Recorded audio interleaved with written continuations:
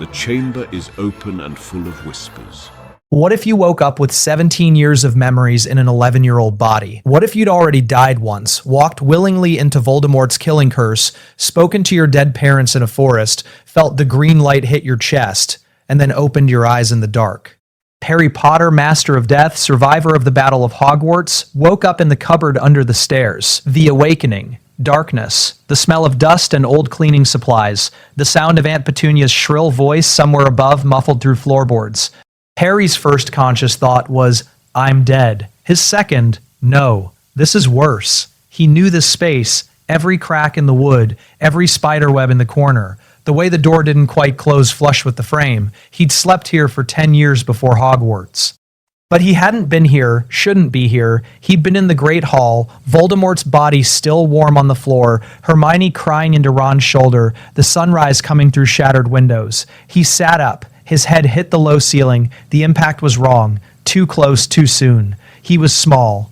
His hands. He stared at his hands in the sliver of light under the door. 11 years old. No scars from Umbridge's quill. No burn from the locket. No trace of Nagini's bite on his forearm. Just small, thin hands that shook when he held them up. No. No, no, no, boy. Vernon's voice thundering through the house. Get up. Breakfast won't make itself. Harry's body responded before his mind caught up. A decade of Dursley conditioning overriding 17 years of war. He was on his feet, pushing open the cupboard door, walking into the kitchen where Dudley sat like a beached whale in front of a mountain of birthday presents. 36. Dudley was counting. 36 presents. One fewer than last year. Harry stood by the stove and felt his mind trying to split in two. This was 1991, July 31st. His 11th birthday, the day the letters would start coming. The day Hagrid would arrive at the hut on the rock. He'd lived this day before, but he'd also lived the day Cedric died, the day Sirius fell through the veil, the day Dumbledore fell from the astronomy tower, the day Dobby died in his arms on a beach, blood on the sand, the elf's last words still echoing, Harry Potter. The day 50 people died in the Battle of Hogwarts and Harry walked into the Forbidden Forest knowing he wouldn't come back. Except he had come back. Dumbledore had explained it in that white space that looked like King's Cross, the Horcrux in his scar. Destroyed, the blood protection, preserved through Voldemort's own ritual. The choice to return, he'd made that choice. He'd opened his eyes on the forest floor, he'd dueled Voldemort in the Great Hall and won. And now he was here, 11 years old, frying bacon for the Dursleys, like none of it had happened. Like none of it had happened yet. The implication hit him with the force of a bludger to the chest. Time travel, somehow. The resurrection stone still clutched in his hand when he'd faced Voldemort, the Elder Wand's allegiance, the cloak that had been with him since first year, the Deathly Hallows united in the hands of someone who'd already accepted death. Had that done something? Torn him loose from time itself? It didn't matter how. It mattered what he did now, because if this was real, if he was really back, really 11, really standing in the Dursleys' kitchen on the morning the letters started coming, then he had a chance to do it right this time. All of it. The Horcruxes. He could destroy them before Voldemort came back to full power. The diary, the ring, the locket, the cup, the diadem. He knew where they all were. He knew exactly where they were. Sirius, still in Azkaban, rotting innocent. But Peter Pettigrew was at Hogwarts, right now, this very moment, hiding as Ron Weasley's rat. One revelation, one forced transformation, and Sirius could be free. Dumbledore, still alive, still healthy, the cursed ring that would kill him hadn't touched his hand yet. Fred, Remus, Tonks, Dobby, Colin, Cedric. All alive, all savable. Harry's hand tightened on the spatula. The bacon hissed in the pan. Aunt Petunia was saying something about Dudley's new racing bike. Vernon was reading the paper and making noises of approval. Harry stood very still and made a decision that would reshape the entire Wizarding War. He would save them all. But first he had to survive the next few hours without revealing that he was a 17-year-old war veteran trapped in a child's body. The performance. The letters arrived exactly as they had before. First one in the Morning Post. Addressed in green ink to Mr. H. Potter, the cupboard under the stairs. Vernon's face went purple. He burned it in the fireplace. They came faster after that, through the mail slot, down the chimney, under the door. By the time Vernon was nailing boards over every opening in the house, Harry had counted 43. He kept his face carefully blank, confused, a little frightened. The expression of a boy who didn't understand what was happening. Inside, he was counting down. Vernon would take them to the hut on the rock, Hagrid would arrive at midnight, and Harry would have to pretend, convincingly, that he'd never heard of Hogwarts, didn't know he was a wizard, had no idea his parents had been murdered by the darkest wizard in a century. The acting challenge was immense. Worse, he had to hide what he'd become, a soldier, someone who'd watched friends die, someone who'd used the Cruciatus curse on a Death Eater and meant it, someone who'd stood in a forest and chosen death because it was the only way to save everyone else.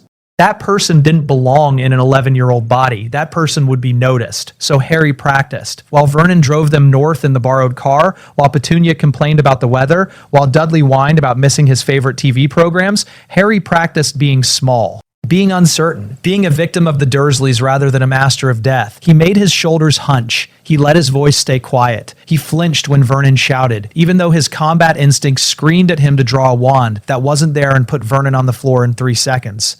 The hut on the rock was exactly as he remembered, cold, damp. Dudley claiming the only bed while Harry was given the floor in a thin blanket that smelled of seaweed. At 11:47 p.m., Harry lay awake and listened to Dudley's snoring. At 11:58, he heard the first sounds from across the water. The roar of a flying motorcycle that shouldn't exist. At 11:59, something massive hit the door. At midnight exactly, Rubeus Hagrid knocked the door off its hinges and stepped into the hut, so big he had to duck, with beetle-black eyes that were warm and a smile that had been the first kindness Harry had ever known. "Sorry about that," Hagrid said, looking at the ruined door. He spotted Harry on the floor and his face lit up. "Harry, last time I saw ye was only a baby. Ye look a lot like your dad, but you've got your mum's eyes." Harry's throat closed. He'd heard these words before, but that was before he'd actually met his parents, their echoes, their shades, whatever they'd been in that forest. Before his mother had told him she was proud and his father had told him to hold on just a little longer, before he'd watched them fade when he dropped the resurrection stone. "I'm sorry," Harry managed. His voice came out rough. "Who are you?" He hated lying to Hagrid, but he had to. Hagrid blinked. "Blimey, didn't they tell you nothing?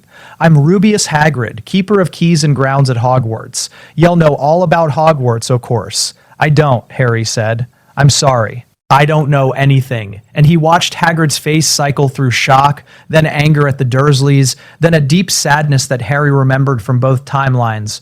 "Dawn no Abu Hogwarts. Dawn no Abu. Harry, you're a wizard." Harry let himself look stunned. Let his eyes go wide.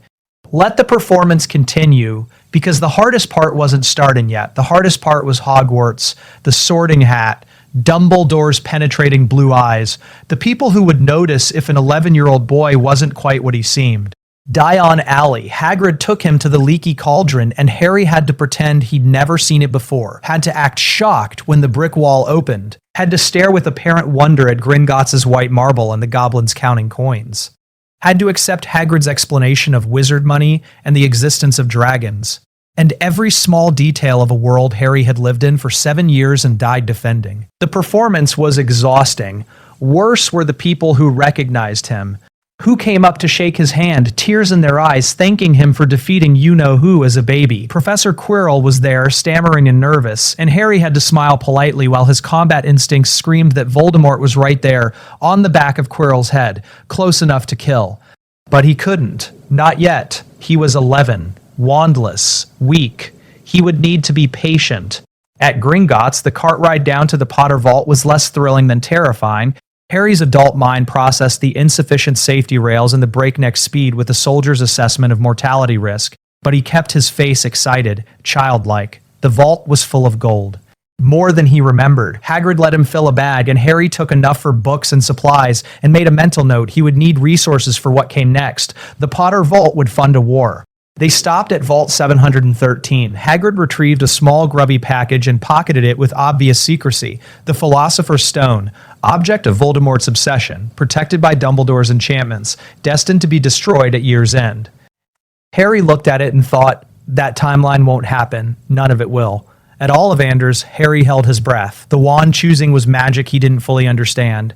Would the Holly and Phoenix Feather Wand still choose him? His soul was the same, older yes, traumatized yes, but his. The Horcrux fragment was still in his scar. Voldemort's brother wand should still recognize him. Ollivander pulled box after box. Each wand felt wrong, too cold, too stiff, too distant. Then, Holly and Phoenix Feather, 11 inches, nice and supple. Harry's fingers closed around it and warmth flooded through him. Red and gold sparks shot from the tip. It was his. Still his. Ollivander's wide eyes fixed on Harry's scar. Curious.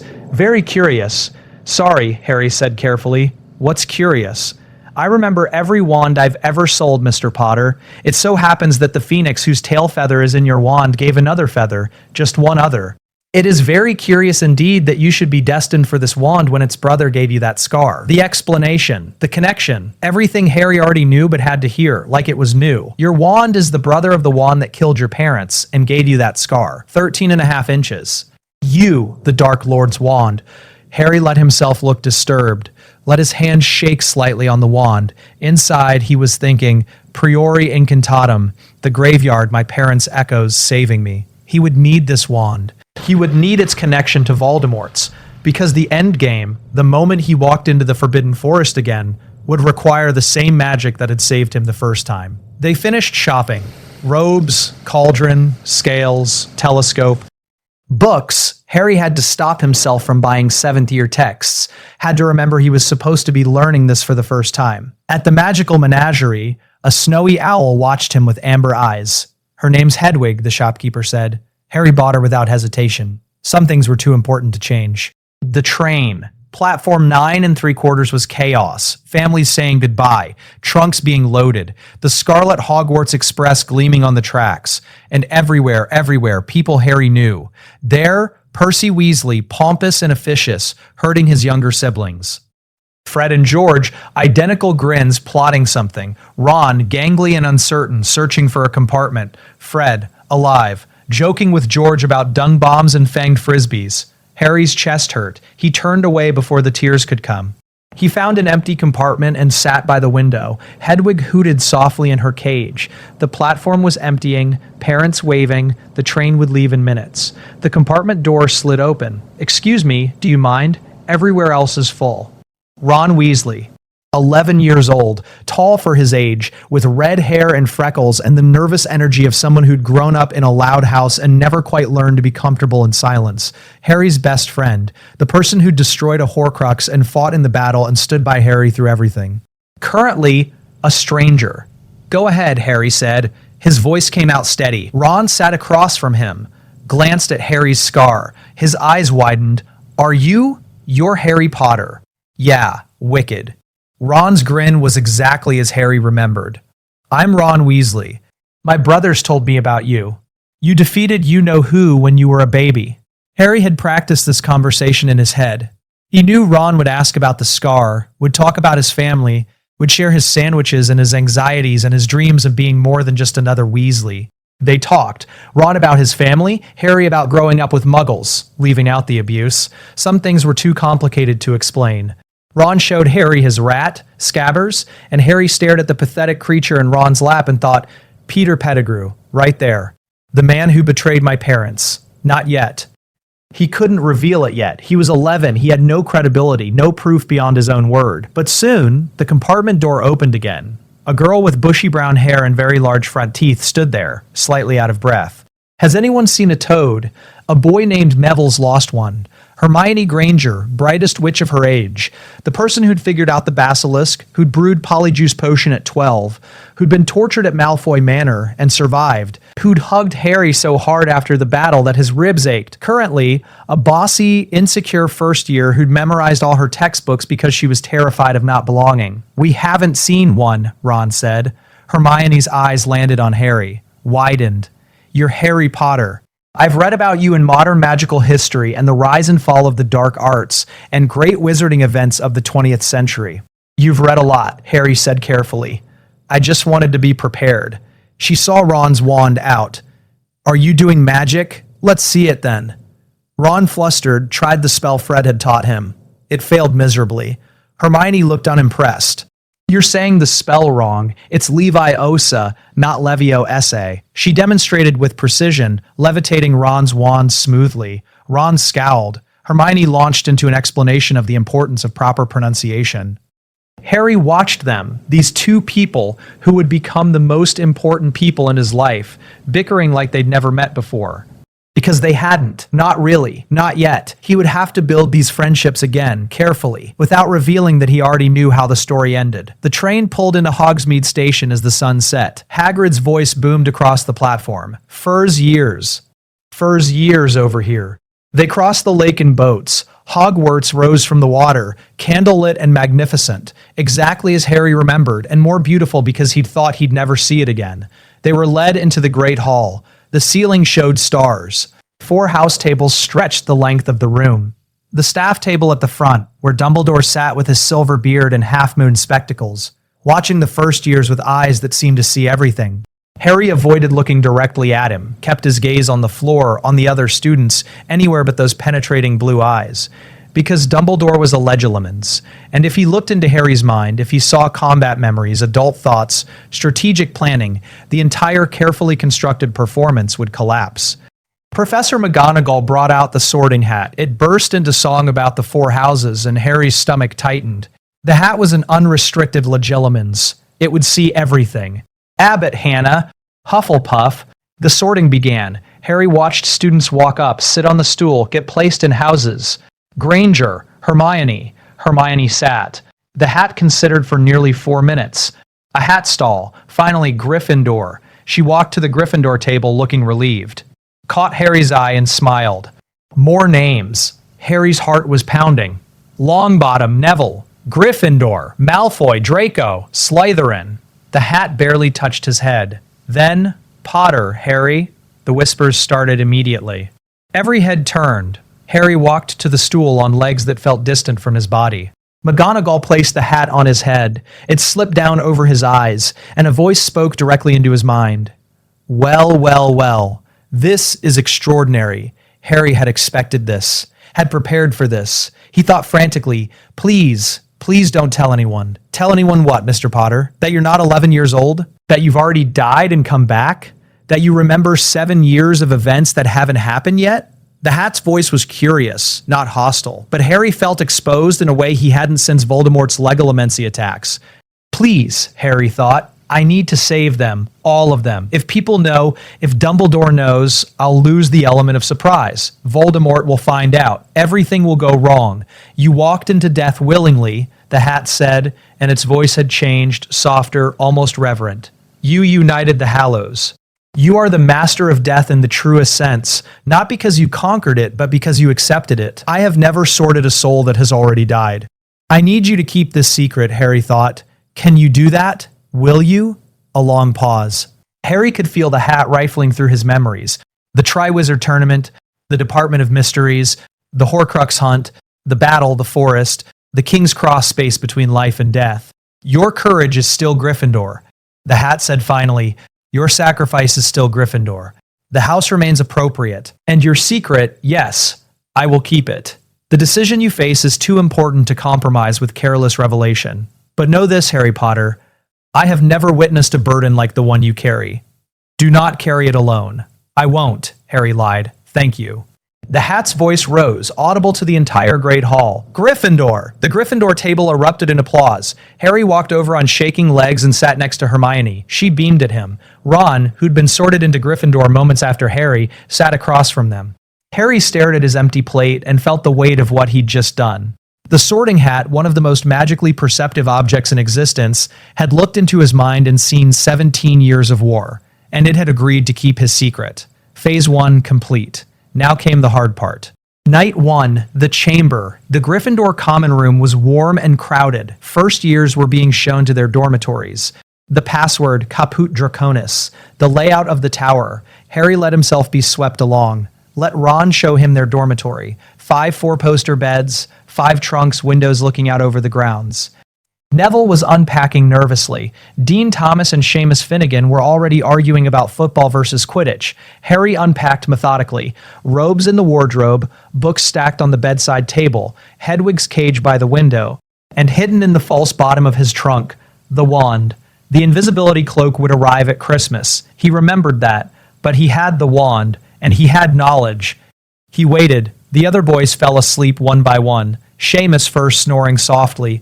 Dean next. Neville after 20 minutes of fidgeting. Ron last, muttering something about Quidditch in his sleep. At 1 a.m., Harry slipped out of bed fully dressed. He pulled on his school robes and pocketed his wand. The common room was empty. The fire had burned down to embers. Harry crossed to the portrait hole and whispered the password. The fat lady grumbled but swung open. The castle at night was a different place, darker, quieter. The portraits slept in their frames. The suits of armor stood motionless. Moonlight filtered through high windows. Harry moved through the corridors with the confidence of someone who'd navigated them for 7 years. He knew which stairs moved. He knew where Filch patrolled. He knew which corridor led to Moaning Myrtle's bathroom on the 2nd floor.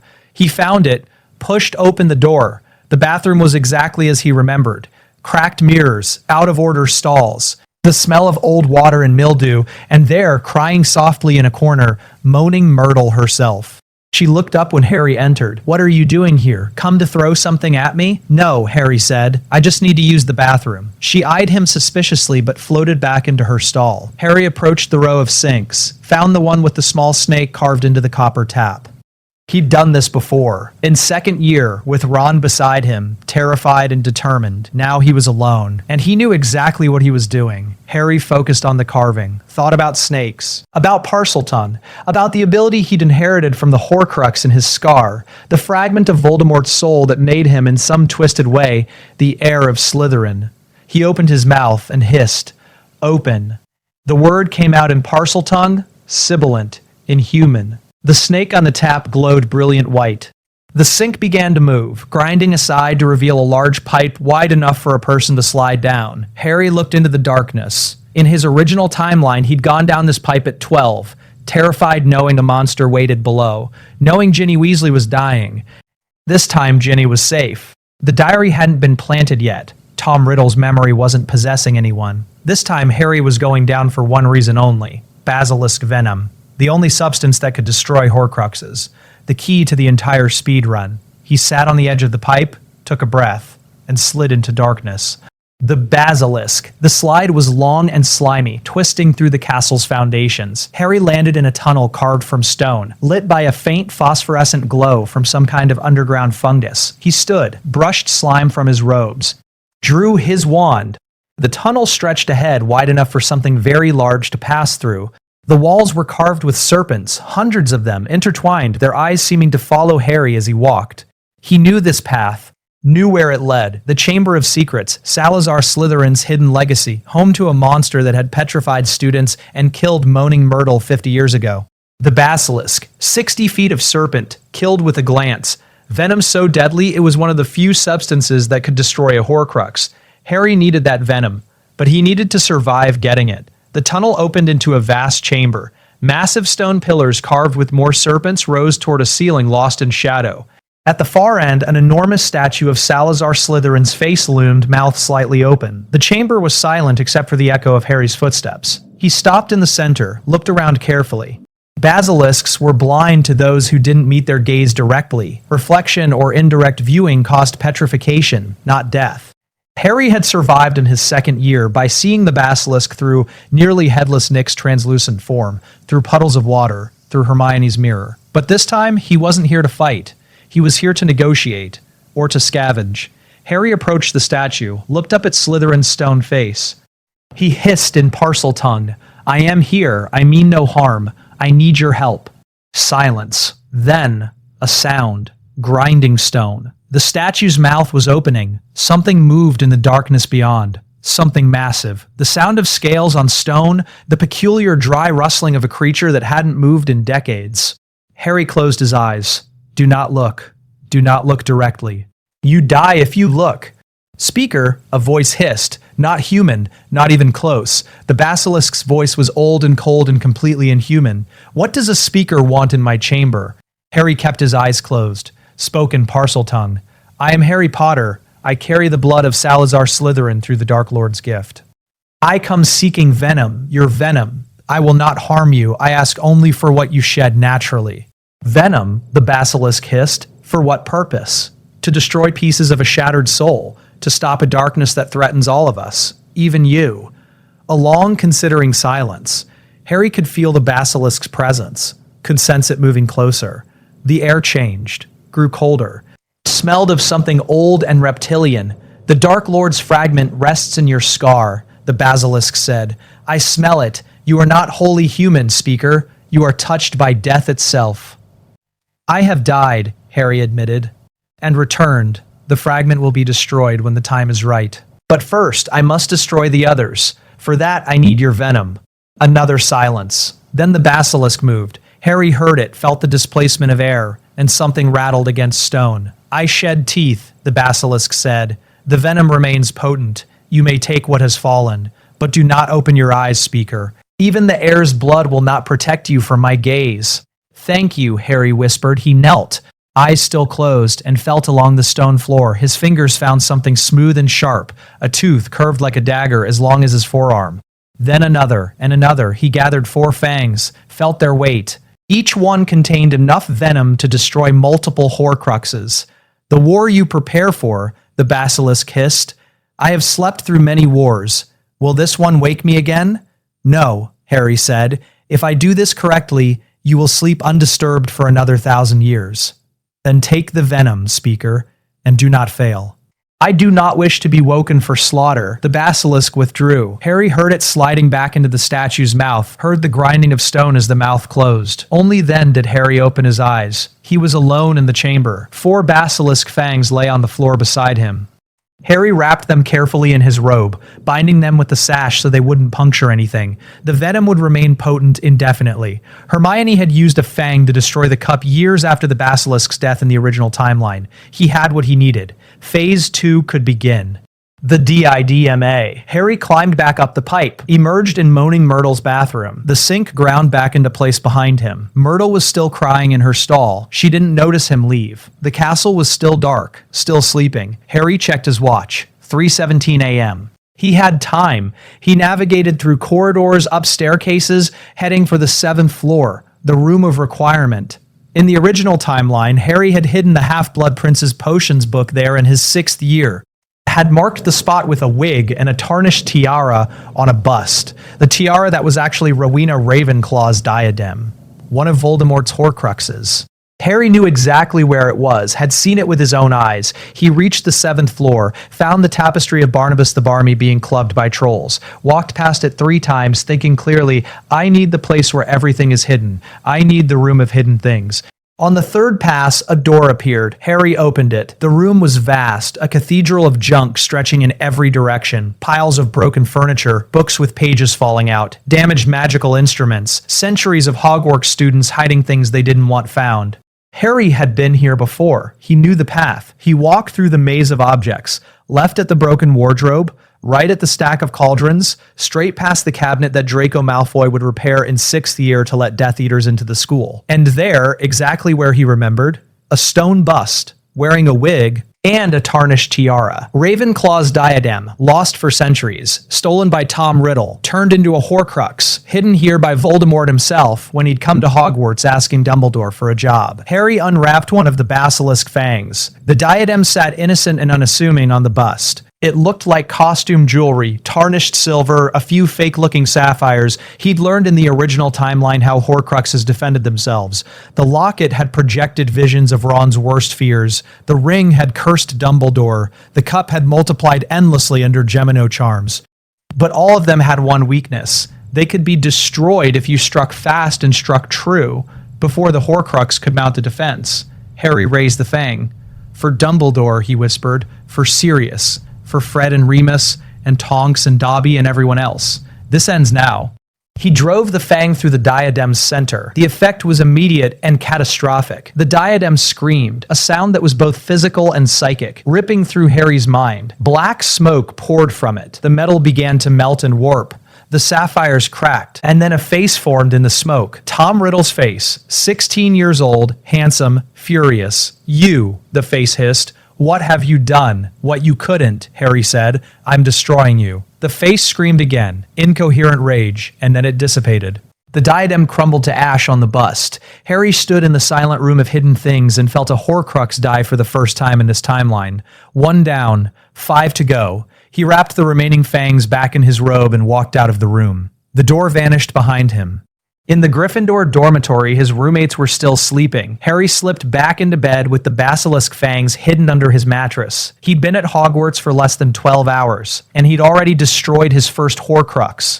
The morning after, Harry woke to sunlight streaming through the dormitory windows, and Ron shaking his shoulder. "Come on, mate. Breakfast. You don't want to miss the first day, do you?" Harry blinked. For a moment, he was disoriented, expected to see the tent from the Horcrux hunt, or the Gryffindor dormitory from 7th year, or the forest before his death. Instead, the first-year dormitory, Ron's eager face, the smell of clean robes and new books. "Right," Harry said. "Breakfast." The Great Hall was chaos, students everywhere chattering about classes and timetables and who'd got what house. The ceiling showed a perfect blue sky. Owls swooped in with the Morning Post. Harry sat between Ron and Hermione. Hermione had her schedule out already, color-coded by subject. Ron was loading his plate with everything in reach. "We've got Transfiguration first," Hermione said, "with the Slytherins. Then potions after lunch, also with the Slytherins."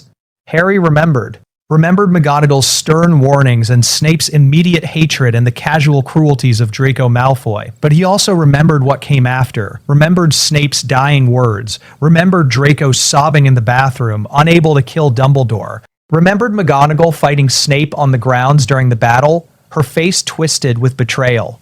He could change all of that, could shift trajectories, could plant seeds that would grow into different outcomes. But first, he needed to talk to Dumbledore, because destroying 2 Horcruxes wouldn't matter if Voldemort came back to full power. And Voldemort's path to resurrection ran through Peter Pettigrew, currently sleeping in Ron's pocket, and the Philosopher's Stone, currently hidden on the 3rd floor. Harry needed allies, adult allies, people with power and resources and the ability to act. He needed Dumbledore, needed to convince him without revealing everything, needed to walk the razor's edge between suspicion and credibility. After breakfast, Harry approached Professor McGonagall. "Professor, I need to speak to Headmaster Dumbledore. It's urgent."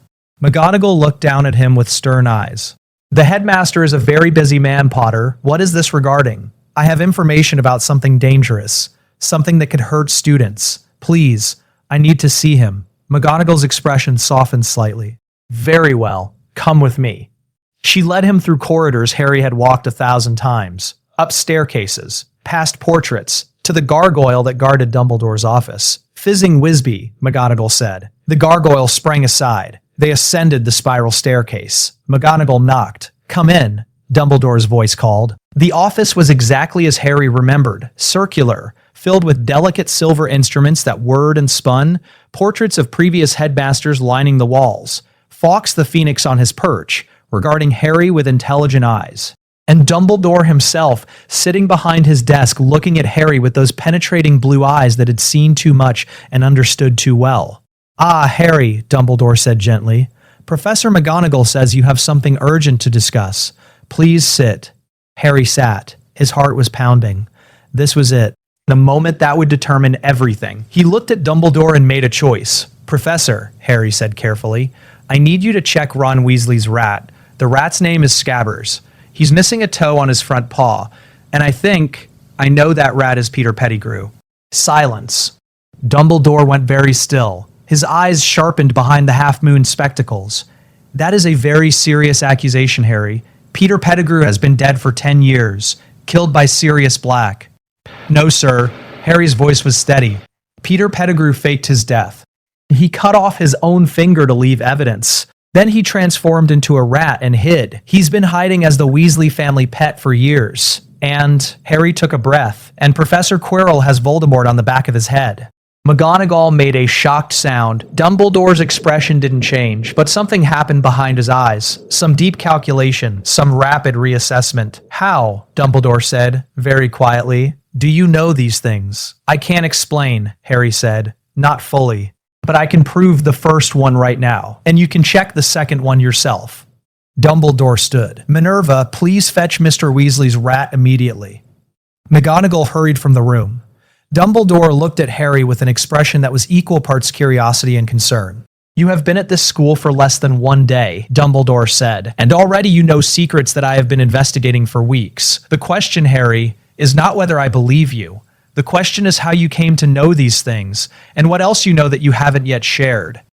Harry met his eyes, kept his occlumency barriers up, focused on surface thoughts, concern for Ron, fear of Voldemort, determination to do the right thing. I know things, Harry said. I've always known things. Dreams, visions, feelings. I don't understand it, but I know it's true. Peter Pettigrew is that rat, and when you check, you'll see I'm right. It was a calculated gamble. Claiming visions and dreams was strange, but not impossible. Prophecy existed, seers existed. An 11-year-old claiming to have prophetic knowledge was unusual, but not immediately suspicious. An 11-year-old claiming to have time traveled from the future, that would be impossible to believe. Dumbledore studied him. You understand that if you are correct, if Peter Pettigrew has indeed been alive all this time, the implications are profound. Sirius Black has been imprisoned for 10 years for a crime he did not commit. I know, Harry said. That's why I had to tell you. McGonagall returned carrying a struggling rat. Here, she said, looking bewildered, though I cannot imagine. Place him on the floor, please, Dumbledore said. She did. The rat immediately tried to scurry toward the door. Dumbledore flicked his wand and the door sealed. He drew his wand, pointed it at the rat. Revelio animagus, Dumbledore said quietly. Blue-white light shot from his wand and struck the rat. For a moment, nothing happened. Then the rat began to convulse. Its form flickered. Rat, human, unable to stabilize. McGonagall gasped. The transformation completed. A man stood where the rat had been. Short, balding, watery eyes darting around the room looking for escape. Missing his right index finger. Peter Pettigrew, alive. McGonagall's hand flew to her mouth. Dumbledore's expression was grave. Pettigrew saw Dumbledore and immediately dropped to his knees. Headmaster, please, I can explain. It's not what you think. Silence, Dumbledore said. His voice was soft, but it carried absolute authority. He waved his wand. Rope sprang from nowhere and bound Pettigrew's hands and feet. The man toppled sideways, still babbling explanations. Dumbledore looked at Harry. You were correct, he said, which raises several rather pressing questions. But first, he turned to McGonagall. Minerva, please contact the Ministry. Inform them that Peter Pettigrew has been found alive. And summon Severus. I need him to brew Veritaserum immediately. McGonagall nodded, still looking shocked, and hurried from the room. Dumbledore conjured a comfortable chair for Harry, sat across from him. Now, Harry, Dumbledore said gently, I think you and I need to have a very long conversation about what else you know. The negotiation. Peter Pettigrew lay bound on Dumbledore's office floor, whimpering. Harry sat in the conjured chair, feeling the weight of Dumbledore's attention like a physical thing. Before we proceed, Dumbledore said quietly, I must ask you something, Harry, and I need you to understand that your answer will determine a great deal about what happens next. Harry waited. When you look at me, Dumbledore said, do you see someone you can trust? The question hit harder than Harry expected, because the answer was complicated. He'd trusted Dumbledore once, completely, had believed every word, followed every instruction, walked willingly to his death because Dumbledore had raised him for slaughter and Harry had loved him anyway. But he'd also seen The Prince's Tale, had watched Snape's memory of Dumbledore saying coldly, so when the time comes, the boy must die, had understood finally that Dumbledore's love for him had been real, but his willingness to sacrifice Harry had been equally real, greater good. The phrase that had cost Dumbledore his sister and nearly cost Harry his life. And yet, Dumbledore had also left him the Resurrection Stone, had arranged his death to be survivable, had cried, actually cried, in that King's Cross space between life and death and said, I cared about you too much. The man was capable of both profound love and ruthless calculation. That made him dangerous, but it also made him exactly what Harry needed. I see someone who makes hard choices, Harry said carefully. Someone who does what he thinks is right, even when it costs him everything. Someone who... He stopped. Someone I can work with, if you'll work with me. Dumbledore's eyes were very bright behind his spectacles. Work with you. An interesting phrase coming from an 11-year-old boy who has exposed a mass murderer and a possessed professor within his first day at school. He leaned forward slightly. What else do you know, Harry, and how do you know it? Harry had prepared for this, had spent the entire train ride north thinking through what he could reveal and what he absolutely could not. Full truth was impossible. I'm from the future would sound like delusion or dark magic. Even if Dumbledore believed him, it would raise too many questions Harry couldn't answer. How did you travel back? Why? What changed? Can you prove it? And proof would require revealing things Harry wasn't ready to reveal. The Horcruxes, the Deathly Hallows. his own death and resurrection. But he needed Dumbledore's help, needed it desperately, because alone in an 11-year-old body, Harry could destroy maybe 2 Horcruxes. With Dumbledore, he could destroy 5, 6, if they moved fast enough. The calculated middle ground. Reveal enough to gain cooperation, not enough to lose control. I know things I shouldn't know, Harry said. I've always known them, since I was very small. Dreams, visions, knowledge that appears in my head fully formed. He touched his scar. It started when Voldemort gave me this, the night he killed my parents.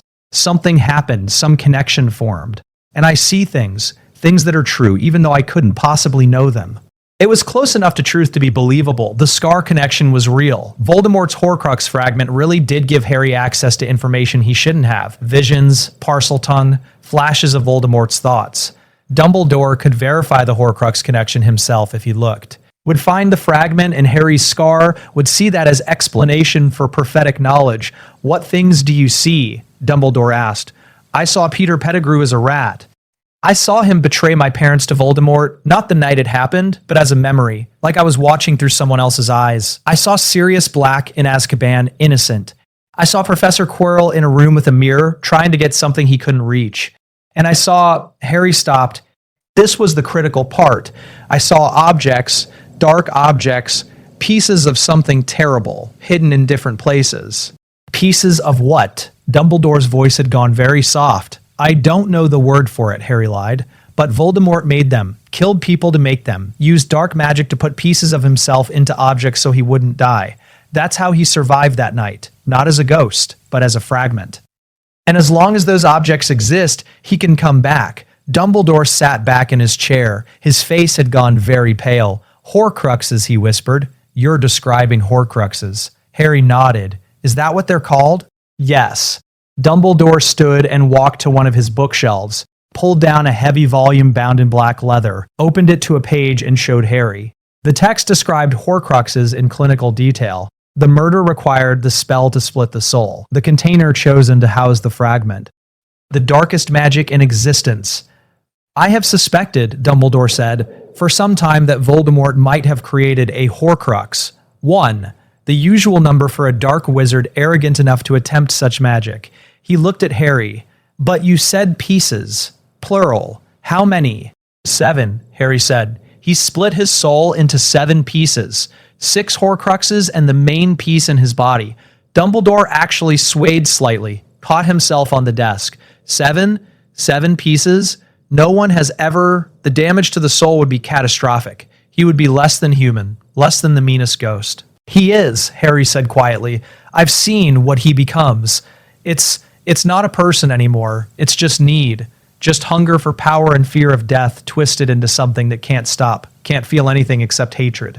And you know where these Horcruxes are hidden. Some of them, not all, but enough to start. Dumbledore returned to his chair, looked at Harry with an expression that was equal parts horror and hope. If what you say is true, Dumbledore said, then you have given us a weapon we never had in the First War. The ability to make Voldemort mortal, to truly kill him. He paused, but Horcruxes are nearly indestructible. Only the most powerful magic can destroy them. Fiendfire, basilisk venom, the sword of Gryffindor after it has been impregnated with a substance powerful enough.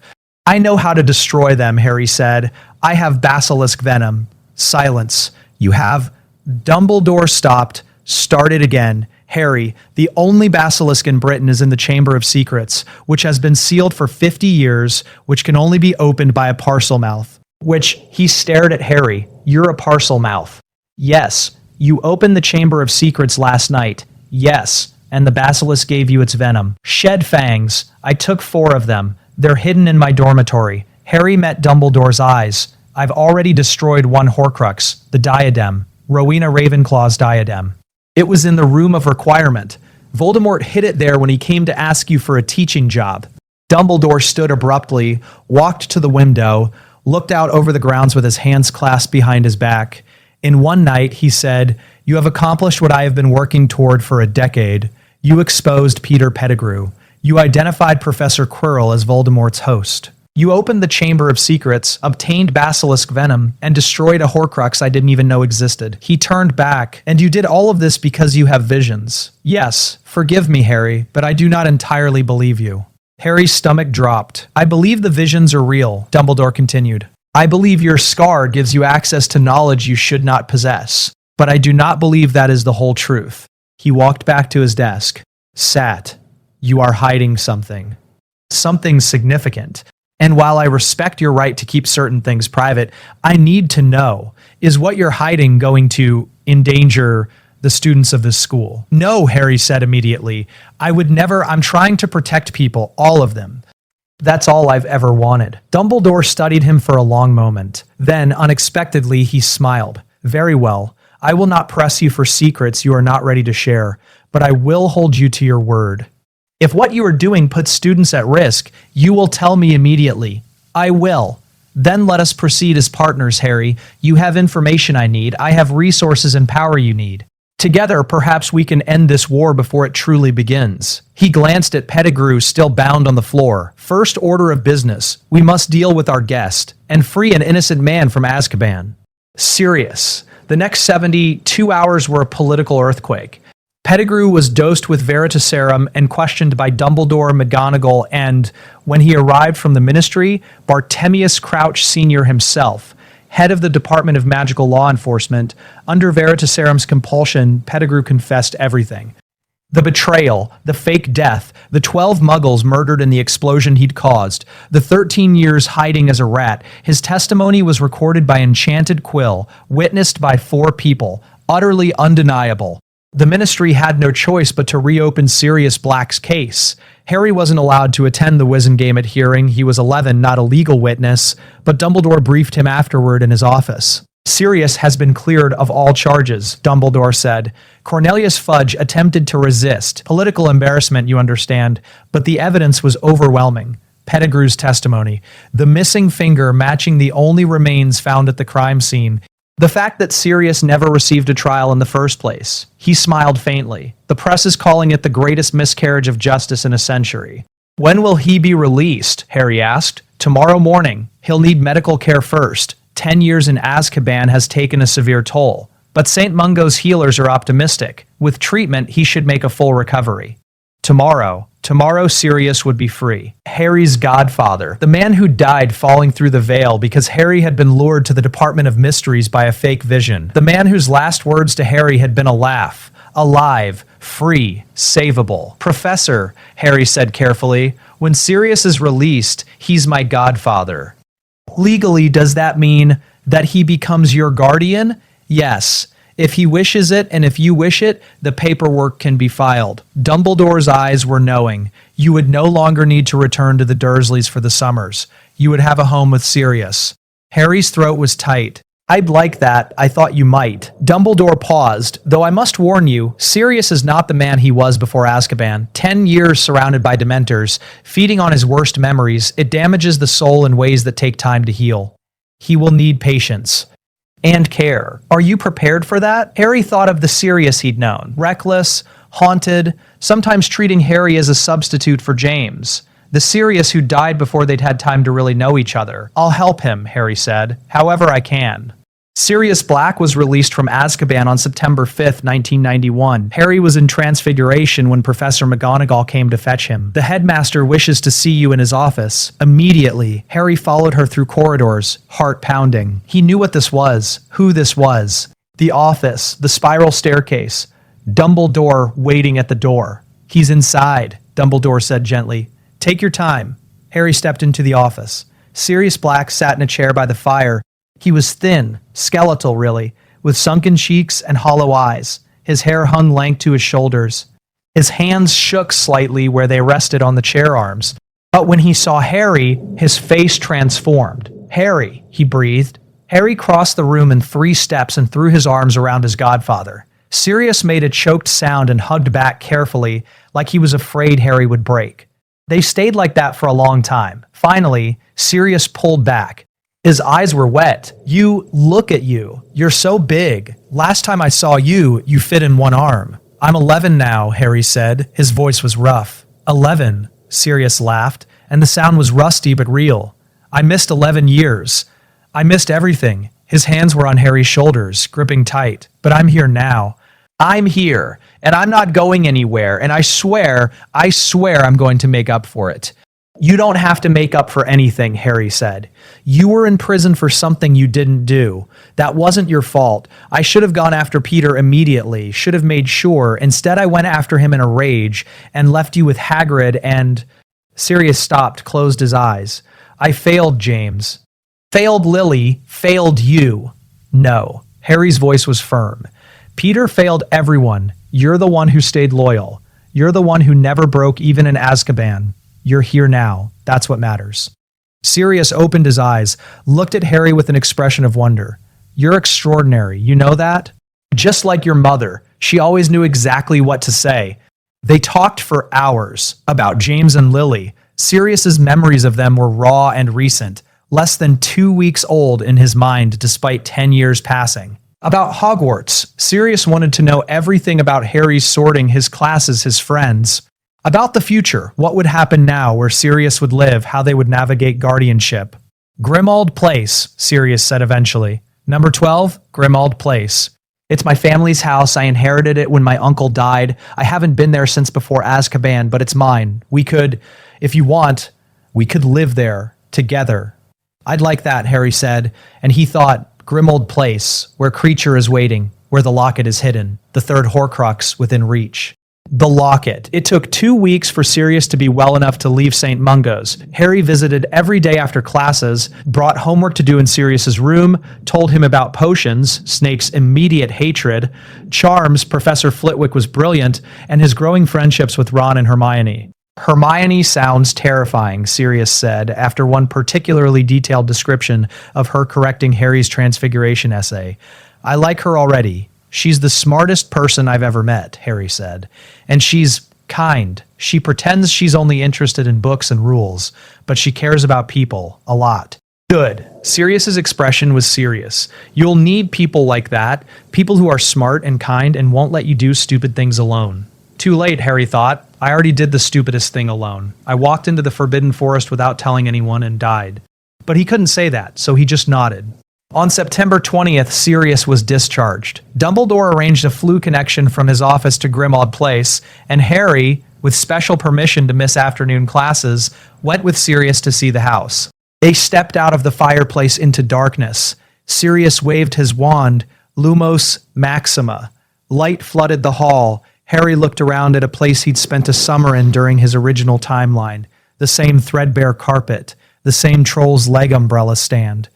The same moth-eaten curtains hiding Walburga Black's portrait, but older, dustier, more neglected, because in this timeline the Order of the Phoenix hadn't been using it as headquarters. It had been sealed and empty for over a decade. Home sweet home, Sirius said bitterly. Welcome to the noble and most ancient House of Black, where my delightful family practiced blood purity and dark magic for generations. A crack of apparition. A house elf appeared in front of them. Creature, ancient gray-skinned, with bulging eyes and a flat nose, wearing a filthy tea towel. Master has returned. Creature croaked. Blood traitor Master, shame of the House of Black. Creature lives to serve the noble house, even when Master disgraces it with his... Enough, Sirius said sharply. I don't have time for this. Creature, the house needs to be cleaned. Start with... Wait, Harry interrupted. He knelt down to be at Creature's eye level. Creature, I need to ask you something important about Master Regulus. Creature went very still, his bulging eyes fixed on Harry. How does the young master know of Master Regulus? Creature whispered. I know he was brave, Harry said quietly. I know he turned against Voldemort at the end. I know he went to a cave and drank a terrible potion to get a locket. And I know he ordered you to take that locket and destroy it. Creature's eyes filled with tears. Master Regulus was good, was kind to Creature, ordered Creature to take the locket, to destroy it, to never tell the family. But Creature could not destroy it. Creature tried everything. Nothing worked. Creature has failed Master Regulus for 13 years. You haven't failed, Harry said, because I can destroy it. I have the means. But I need you to bring me the locket. Will you do that? Will you let me finish what Master Regulus started? Creature stared at him. Then slowly he nodded. He disapparated with a crack. Reappeared 30 seconds later, holding a golden locket on a heavy chain. The locket was ornate, engraved with a serpentine S. Slytherin's locket, one of Voldemort's Horcruxes. Creature placed it in Harry's hands with a reverence that was almost religious. The young master will destroy it, Creature whispered. I will, Harry promised, for Master Regulus. He pulled one of the basilisk fangs from his robes. Sirius's eyes widened. Harry, what is that? Where did you get... I'll explain later, Harry said. Right now, just step back. He laid the locket on the hall floor. Raised the fang for Regulus Black, Harry said. For everyone who fought and died. For everyone who will never die because we're ending this now. He drove the fang through the locket's face. The scream was worse than the diadem. The locket burst open and black smoke poured out, forming shapes, James and Lily, dead on the floor, Sirius and Azkaban, rotting. Harry himself, small and unloved, trapped forever in the cupboard under the stairs. Worthless, the smoke hissed in Voldemort's voice. Unwanted. You will fail and everyone you love will die. Already did, Harry said, and I came back anyway. He twisted the fang. The locket shattered. The smoke dissipated with a final shriek. Creature was sobbing. Master Regulus, the young master has honored Master Regulus. Harry looked at the elf. Creature, I need your help. There are more objects like this locket, more pieces of Voldemort's soul hidden in different places, and I need to destroy all of them. Will you help me? Creature's expression transformed. Creature will help. Creature will serve the young master who honors Master Regulus. Creature swears it. Something shifted in the house. A feeling, like a long-held breath finally being released. Sirius was staring at Harry with an expression of complete shock. Harry, what? How did you... What was that? A Horcrux, Harry said. A piece of Voldemort's soul. He made 7 of them. That was the 3rd I've destroyed. 7. Sirius swayed slightly. He split his soul 7 times. Yes, and you knew. You knew where to find them. Sirius's voice was faint. Harry, how could you possibly... I know things, Harry said. It was the same explanation he'd given Dumbledore, and it was getting thinner every time. I've always known things. Dreams, visions. I can't explain it.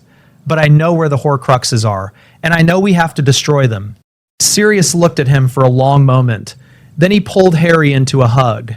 You're 11 years old, Sirius said into Harry's hair, and you're fighting a war that shouldn't be yours to fight. That's not right. That's not fair. I'm 17, Harry thought. I already fought this war. I already died in it. This is just finishing what I started. But he couldn't say that, so he just hugged Sirius back and said, I'm not fighting alone. I have you now, and Dumbledore, and Creature, apparently. We can do this. Yeah, Sirius said roughly. We can. The ring. Christmas break came faster than Harry expected. He'd settled into Hogwarts life with the ease of someone who'd done it before. Classes were almost insultingly easy. He'd taken his newts already in the original timeline, and first-year work was trivial by comparison. He had to be careful not to show off too much, not to answer questions he shouldn't know, not to cast spells that were years above his level. But he couldn't help excelling, top of the class in defense against the dark arts. Quirrell was competent when he wasn't stuttering in fear of Voldemort. Second in Transfiguration after Hermione, McGonagall was demanding but fair. Even potions, where Snape's hatred was a constant presence, Harry managed to brew perfectly by following the Half-Blood Prince's techniques he'd memorized years ago. Snape noticed. Of course he noticed. You have a natural talent for potions, Potter, Snape said one day, his voice cold. Most unusual given your father's complete lack of ability in the subject. Harry met his eyes, thought of Lily, thought of the asphodel question and the coded confession. My mother was good at potions, though, Harry said quietly. Wasn't she, sir? Snape went very still. Something flickered in his black eyes. Pain, quickly suppressed. Yes, he said finally. Lily Evans was extraordinarily talented. He turned away before Harry could respond. But Harry had seen it. The crack in the armor, the wound that had never healed. He was planting seeds, slowly, carefully, showing Snape flashes of Lily rather than James. It would take time, but time was what Harry had. For Christmas, Harry stayed at Hogwarts, ostensibly because Sirius was still recovering and getting Grimmauld Place livable. In reality, because he needed to be there when the invisibility cloak arrived. It came on Christmas morning, wrapped in silver paper. The note said, Your father left this in my possession before he died. It is time it was returned to you. Use it well. No signature. But Harry knew Dumbledore's handwriting. The cloak felt like liquid silver in his hands. Light as air. One of the 3 Deathly Hallows passed down through the Potter line for generations. The 3rd Hallow, he already had it. The Elder Wand was in Dumbledore's possession, one from Grindelwald in their famous duel. The Resurrection Stone was in the Gaunt Ring, hidden in the ruins of the Gaunt Shack. Soon, very soon, he would have all three again, but first he needed to save Dumbledore's life. On the first day of January 1992, Harry requested a private meeting with Dumbledore. They sat in the headmaster's office. Fawkes trilled softly on his perch. The portraits of previous headmasters pretended to sleep. "Professor," Harry said, "I need to tell you about another Horcrux. And this one is dangerous in a way the others weren't. I'm listening. It's a ring. Marvolo Gaunt's ring. It's in the ruins of the Gaunt family shack in Little Hangleton, Voldemort's grandfather's house." Harry leaned forward. "But it's cursed, Professor. The curse activates when someone wears the ring. And I've seen in my visions, I've seen what happens if someone puts it on. The curse spreads through the body like fire. It can't be stopped. It's fatal." Dumbledore's face had gone very pale. Why would someone put on a cursed ring? "Because," Harry said carefully, "the stone in the ring is special. It looks like it might be one of the Deathly Hallows, the Resurrection Stone." Dumbledore actually flinched. "How do you know about the Hallows?" "The same way I know about the Horcruxes. I see things. I know things." Harry held Dumbledore's gaze. "And I know that you've spent your whole life regretting what happened to your sister. I know you dream about seeing her again, talking to her, making it right.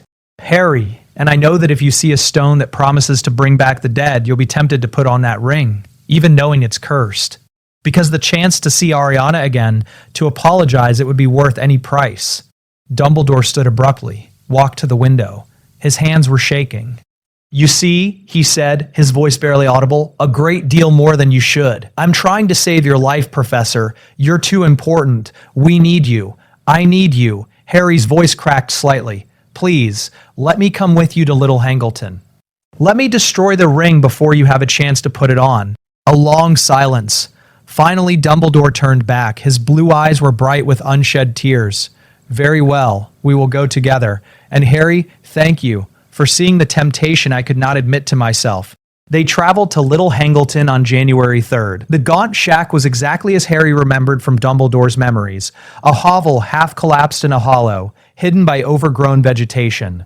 The door hung crooked on its hinges. Dumbledore approached cautiously, wand raised. "The protective enchantments will be formidable. Voldemort would not leave such a prize unguarded." He was right. The shack was layered with curses, detection spells, defensive wards, traps designed to kill intruders. But Dumbledore was the most powerful wizard alive. He dismantled each enchantment with methodical precision, his wand movements precise and economical. After 20 minutes, the last ward fell. "Inside," Dumbledore said. The shack's interior was worse than its exterior. Broken furniture, rotting floorboards, the smell of decay, and there, on the floor beneath a loose board, a small box. Dumbledore levitated the box carefully, opened it with magic. Inside, a ring. Gold. A black stone set in it, cracked down the middle, the Resurrection Stone, one of the Deathly Hallows. Harry saw Dumbledore's hand move toward it, saw the longing on his face. "Don't," Harry said sharply. Dumbledore's hand froze. "I know," he whispered. "I know what it would cost. But Harry, to see her again, to tell her I'm sorry, she knows." Harry said, "Wherever she is, she knows. You don't need a stone to tell her that." Dumbledore closed his eyes, took a long shaking breath. When he opened them again, his expression was resolved. "You are wiser than your years, Harry Potter. Do what must be done." Harry pulled out a basilisk fang, laid the ring on the shack's floor. "For Ariana," he said quietly, "and for the man who loved her enough to resist temptation." He stabbed the ring. The scream was different this time, higher, more desperate. The stone cracked fully in half. Black smoke poured out, taking the shape of a young Tom Riddle. "No," the apparition shrieked. "The stone, my immortality." "You were never immortal," Harry said. "Just too afraid to die." The smoke dissipated. The ring crumbled to dust. Dumbledore picked up the two halves of the Resurrection Stone. They were inert now, just stone, the magic destroyed along with the Horcrux. 4, Dumbledore said softly. 4 Horcruxes destroyed. 3 remain. The diary, the cup, and me, Harry said. Dumbledore looked at him sharply. "What?" "I'm a Horcrux, Professor, or I carry one, in my scar. That's why I can see Voldemort's thoughts, why I speak Parseltongue. Why I know things I shouldn't know. Harry touched the lightning bolt on his forehead. He tried to kill me as a baby and the curse rebounded, but a piece of his soul latched onto the only living thing in the room, me. Dumbledore sat down heavily on a broken chair. Harry, if you are a Horcrux, the only way to destroy a Horcrux in a living vessel, I have to die, Harry said calmly. I know, but not yet. First we destroy the other Horcruxes, make Voldemort mortal. Then, when the time comes, I'll do what needs to be done. No, Dumbledore's voice was fierce. There must be another way. I cannot ask you to. You're not asking, I'm telling you. Harry met his eyes. This is the only way to truly kill him. You know it, I know it, and He stopped. How to explain that he'd already done this, that he'd already died and come back? I'm ready, Harry finished. When the time comes, I'll be ready. The diary. Summer came. Harry moved into Grimmauld Place with Sirius. The house was livable now. Kreacher had spent months cleaning with an obsessive dedication to honoring the young master who honored Master Regulus. The dark artifacts had been catalogued and locked away, while Burga's portrait remained covered. The whole place felt lighter somehow. Sirius was better too. Still haunted, Azkaban had left scars that would never fully heal, but functional, present. He and Harry had fallen into an easy rhythm, breakfast together, Sirius reading the Prophet and commenting sarcastically on ministry incompetence, Harry helping Kreacher with household tasks. It felt like family. On July 30th, one day before Harry's birthday, they went to Diagon Alley for second-year supplies. Flourish and Blots was packed. Gilderoy Lockhart was signing copies of his autobiography. Harry avoided the crowd, collected his school books, and waited near the door for Sirius. That's when he saw it. Lucius Malfoy, tall, pale, with long white blonde hair, standing by the cauldron display talking to Arthur Weasley. Ginny Weasley was there too, clutching a battered copy of A Beginner's Guide to Transfiguration. And as Harry watched, Lucius picked up Ginny's Transfiguration book, made a show of examining it with disdain, and slipped it back into her cauldron. But Harry's eyes were sharp, and he'd seen this before. Lucius had put something else in the cauldron, something small and black. Tom Riddle's diary. In the original timeline, the diary had possessed Ginny all year, had forced her to open the Chamber of Secrets, to set the Basilisk on Muggleborns, to nearly die in the chamber itself. Not this time. Harry moved fast, crossed to the cauldron display, reached into Ginny's cauldron while she was distracted by her father's argument with Lucius. There, a small black book, shabby, unremarkable. Harry pocketed it smoothly and stepped back before anyone noticed.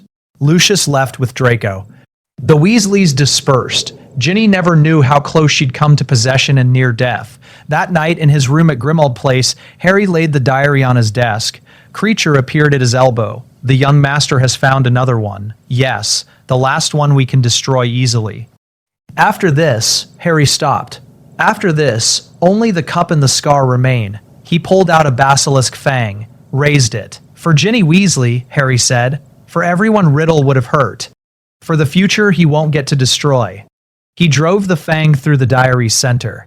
The scream was immediate, a young Tom Riddle's voice, furious and desperate. Ink spurted like blood. Pages tore themselves. The diary writhed on the desk like a living thing, and then it was still, destroyed. 5 Horcruxes down, 2 to go. Harry sat back and looked at Kreacher. The cup. Hufflepuff's cup. It's in the Lestrange vault at Gringotts. Do you know if house elves can get past goblin wards? Kreacher's face twisted. Kreacher does not know. Gringotts is goblin magic. Very old. Very strong. House elf magic is different. But Kreacher could try. For the young master. Not yet, Harry said. I need to talk to Dumbledore first. The cup is too well guarded. We'll need a plan. But he was smiling. Because 5 Horcruxes were gone. Voldemort's immortality was crumbling. And Harry, for the first time since waking in the cupboard, felt like they might actually win this. Second year, building the future, September 1st, 1992, the Hogwarts Express. Harry sat in a compartment with Ron and Hermione. They were both talking excitedly about their summers. Ron about a family trip to Egypt, Hermione about her parents taking her to France. Harry listened and smiled and felt the peculiar loneliness of someone who'd lived through things his friends would never understand. Ron was still just Ron. Loyal, funny, occasionally insecure. He didn't know he would one day destroy a Horcrux or fight in a battle that would kill 50 people. Hermione was still just Hermione. Brilliant, bossy, desperately trying to prove she belonged. She didn't know she would be tortured and survive, would brew Polyjuice Potion at 12, would be the most crucial person in the war effort. They were children. And Harry, despite his 11-year-old body, was not. But he could protect them, could guide them, could make sure that when the time came, they would be ready. Harry, Hermione was looking at him with concern. "Are you all right?" "Yeah," Harry said.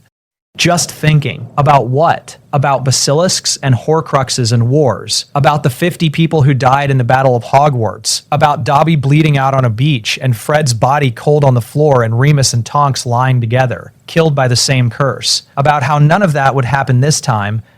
About how lucky I am, Harry said, to have friends like you. Hermione blushed. Ron grinned. And the train carried them north toward a future Harry was rewriting one day at a time. At Hogwarts, Gilderoy Lockhart was exactly as incompetent as Harry remembered. The Cornish Pixies incident happened on the second day. Lockhart released them, they destroyed the classroom, and he fled, leaving Harry, Ron, and Hermione to clean up. But without the Basilisk attacks, the year was remarkably peaceful. No petrifications, no mysterious messages written in blood, no terrified students whispering about the heir of Slytherin. Just classes, Quidditch, the slow accumulation of knowledge and skill. Harry used the time to train. He couldn't practice 7th year spells openly. That would draw too much attention. But in empty classrooms late at night, under the invisibility cloak, he worked on everything he'd need. Patronus charm, shield charms layered 3 deep, stunning spells cast non-verbally. The muscle memory of combat magic, keeping his reflexes sharp even in a child's body. And he trained Ron and Hermione too, carefully. Subtly. "Have you ever tried casting a shield charm?" Harry asked Hermione one day in the library. "That's 4th year magic," Hermione said. "Doesn't mean we can't try. Come on, I'll show you." He taught them defensive spells under the guise of curiosity. Taught them to duel under the guise of practice. Taught them to think tactically, to assess threats, to never panic. By Christmas of 2nd year, both Ron and Hermione could cast a basic Patronus. McGonagall noticed, called Harry to her office. "Mr. Potter," she said, "Professor Flitwick tells me you've been practicing advanced defensive magic, the Patronus charm specifically." "Yes, Professor. That is Newt-level magic. Most students don't learn it until their final year." She looked at him over her spectacles. "May I ask why a 12-year-old feels the need to master such advanced spells?" "Because Voldemort is still out there," Harry said simply. "He's not gone, just delayed. And when he comes back, I want to be ready." McGonagall's expression softened. "You should not have to carry such burdens, Harry.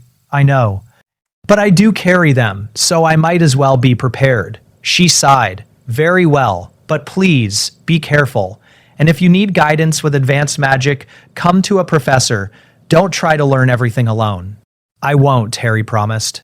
The Cup. Spring of 2nd year. Harry was in Dumbledore's office for their weekly Horcrux strategy meeting. They'd been having these meetings since January, private sessions where Harry and Dumbledore discussed the remaining Horcruxes, the war, and the larger strategic picture. Today's topic, Hufflepuff's Cup. "Gringotts presents unique challenges," Dumbledore said. "The goblins guard their vaults zealously. Any attempt to breach the Lestrange vault would be considered an act of war." "What if we didn't breach it?" Harry said. "What if we asked permission?" "The goblins would never grant it. Bellatrix Lestrange is a convicted Death Eater, but her vault remains her property. The goblins' understanding of ownership is absolute. Then we negotiate. Offer them something they want." Dumbledore looked thoughtful. "What would goblins want that we could offer?" "The sword of Gryffindor." Silence.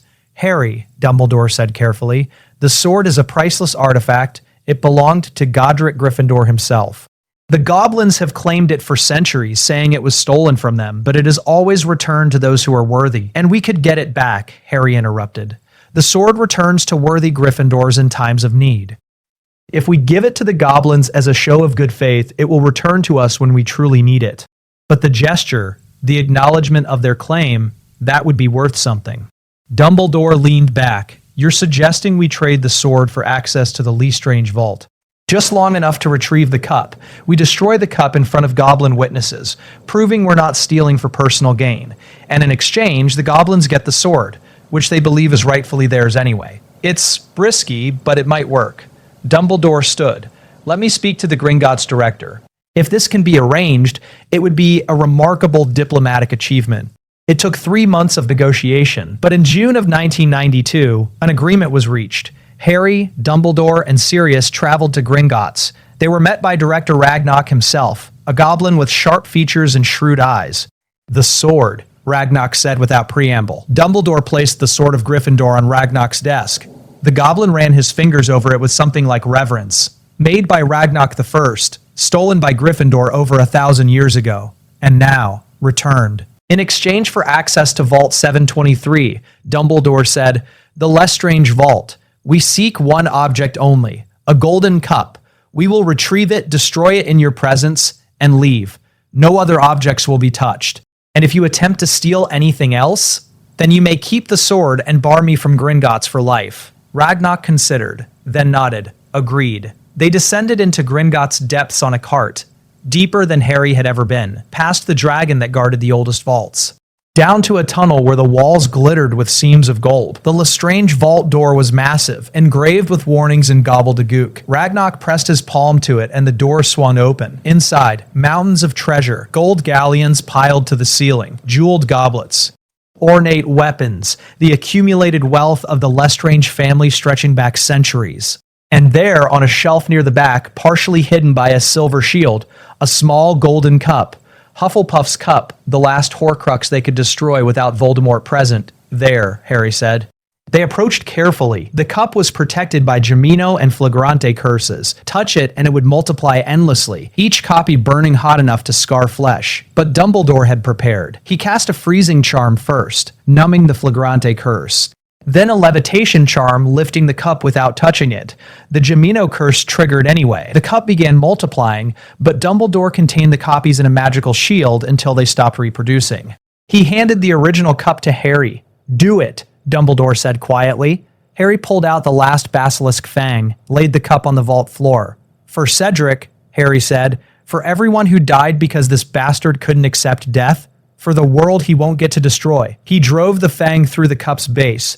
The scream was different this time, layered as if multiple voices were crying out. The cup split open. Black smoke poured out, taking no form this time, just raw darkness and rage. And then it was gone. The cup crumbled, the smoke dissipated, 6 Horcruxes destroyed, only one remained, the scar. Ragnarok watched silently, then nodded. "You have fulfilled your agreement. The sword is ours." "Yes," Dumbledore said. They left Gringotts empty-handed but victorious. Outside, in the sunlight of Diagon Alley, Sirius pulled Harry into a hug. "6," he said. "You've destroyed 6 pieces of that bastard's soul. Harry, do you understand what you've done? You've won. The war is over before it even started." "Not over," Harry said. "Not yet. Voldemort can still come back. He's a wraith, but he's not gone. And the scar? We'll find another way," Sirius said fiercely. "I'm not letting you die for this. There has to be another way." Harry looked at Dumbledore. Dumbledore's expression was grave. "There is one possibility," Dumbledore said slowly. "If Voldemort were to return to a body using Harry's blood, as he did in the original timeline of your visions, the blood protection might create a tether. Harry could die temporarily without dying permanently. The Horcrux would be destroyed, but Harry would survive. Then that's what we do," Sirius said. "We let him come back, we set the trap, and we end this." Harry nodded, "But not yet, not for years. Let him stay weak. Let him suffer as a wraith while we build our strength. And when the time comes, when he finally makes his move, we'll be ready." "You are remarkable, Harry Potter. Your parents would be so proud." Harry thought of the forest, of his mother's voice saying the same thing, of his father telling him to hold on. "I know," Harry said quietly. "I've heard them say it. Years 3 and 4, the Quiet War. The next 2 years passed in a strange kind of peace, without the constant threat of basilisk attacks, without Sirius on the run, without the Triwizard Tournament forcing Harry into premature confrontation. Hogwarts was simply school. 3rd year brought Remus Lupin as defense against the dark arts professor, and Harry had to hide how much he already knew the man, had to pretend he'd never heard Lupin's voice telling him to be brave in the forest, had never watched him die on the Hogwarts floor beside Tonks. Lupin was brilliant, patient, everything a teacher should be. He taught practical defense, boggarts, redcaps, grindylows, and built student confidence systematically. When Harry's boggart became a Dementor, Lupin pulled him aside after class. "You fear fear itself," Lupin said quietly. "That's a very mature fear for a 13-year-old. I've seen what Dementors do, Harry said, to Sirius. To people. They take everything good and leave you with only the worst memories. Yes. Lupin studied him with those tired, kind eyes. Sirius mentioned you've been having nightmares about your parents. Harry nodded. It was easier than explaining that his nightmares were about watching 50 people die, about Dobby's last breath, about walking into green light in a forest. The Patronus charm, Lupin said. It's the only defense against Dementors. Newt-level magic, but I think you could learn it, if you'd like. I already know it, Harry said without thinking.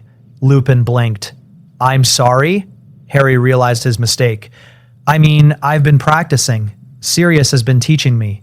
I can produce a corporeal Patronus. At 13.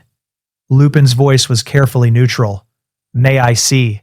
Harry drew his wand, focused on the memory he'd been using since he relearned the charm. The moment in Dumbledore's office when Sirius had first hugged him, when Harry realized his godfather was real and free and alive. Expecto Patronum. The stag, his father's animagus form, burst forth, solid and radiant, cantering around the classroom before fading. Lupin sat down slowly.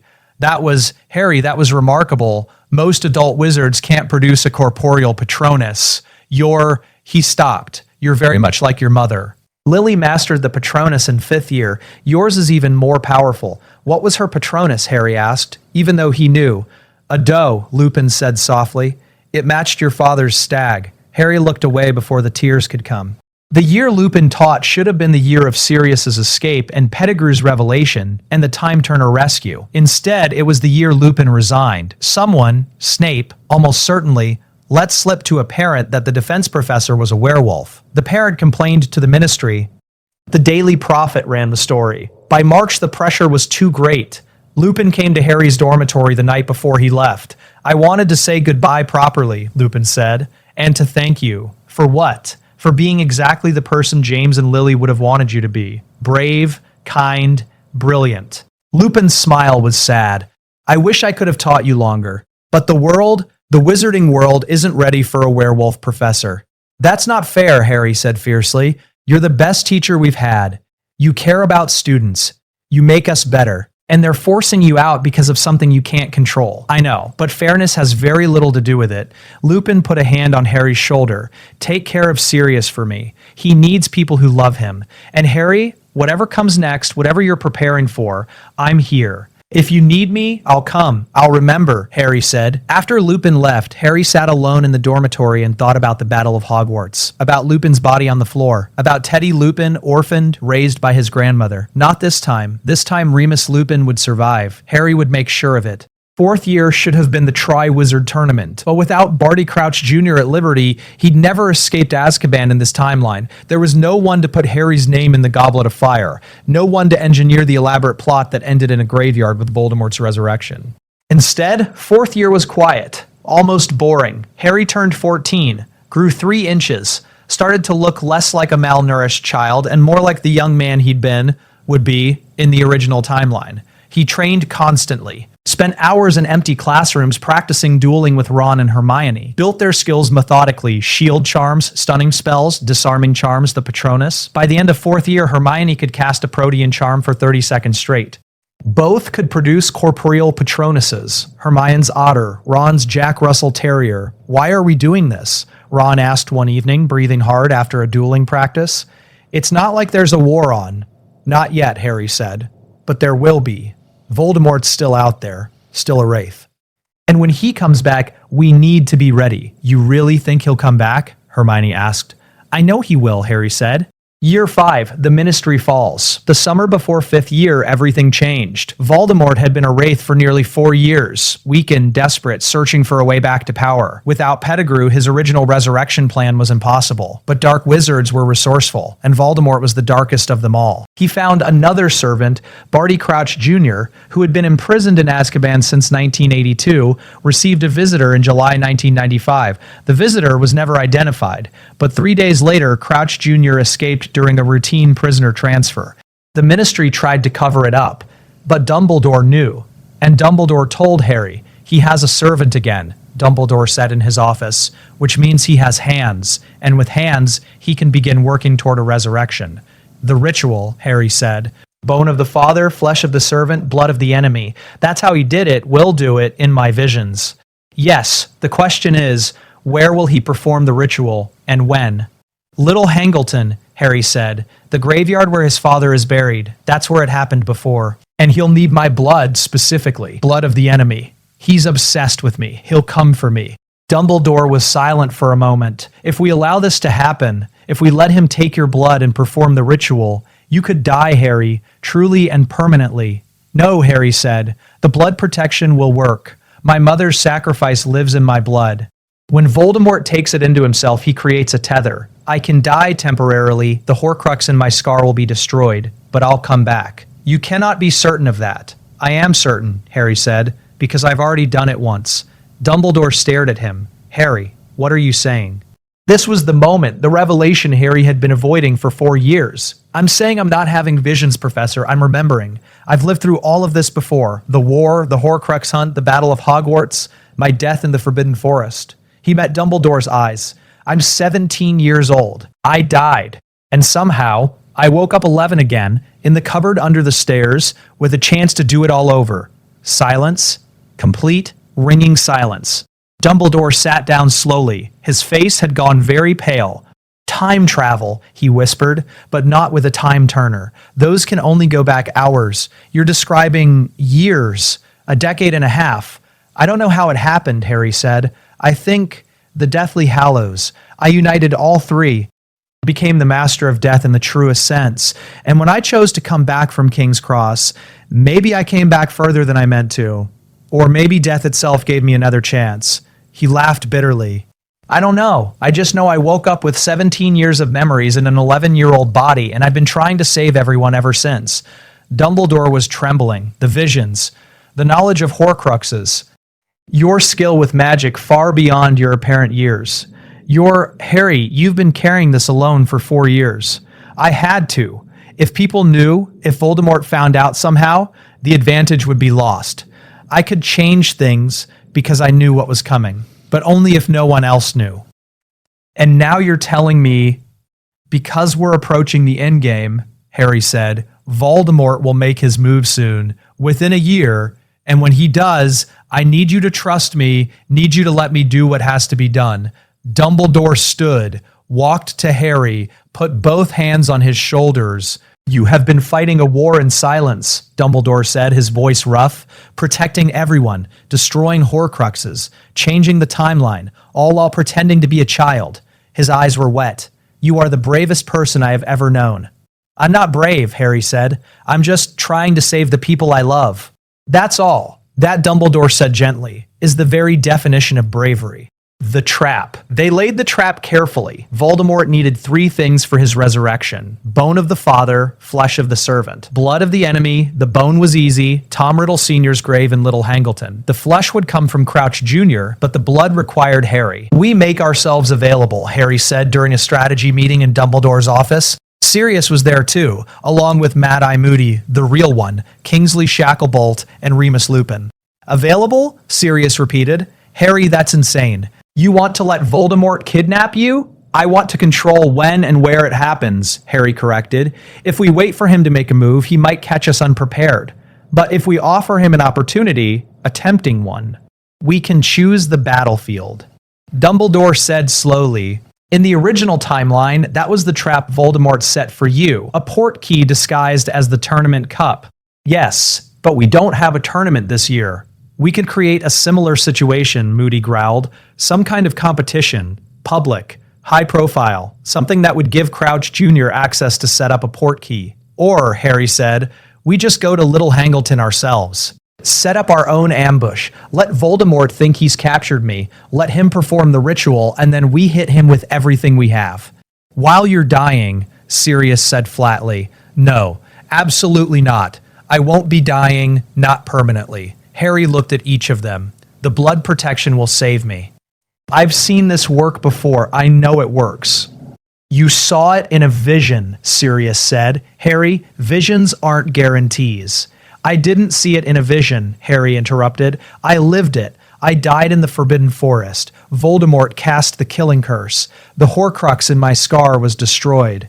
and I came back because his blood, my blood, created a tether. Sirius stared. You, what?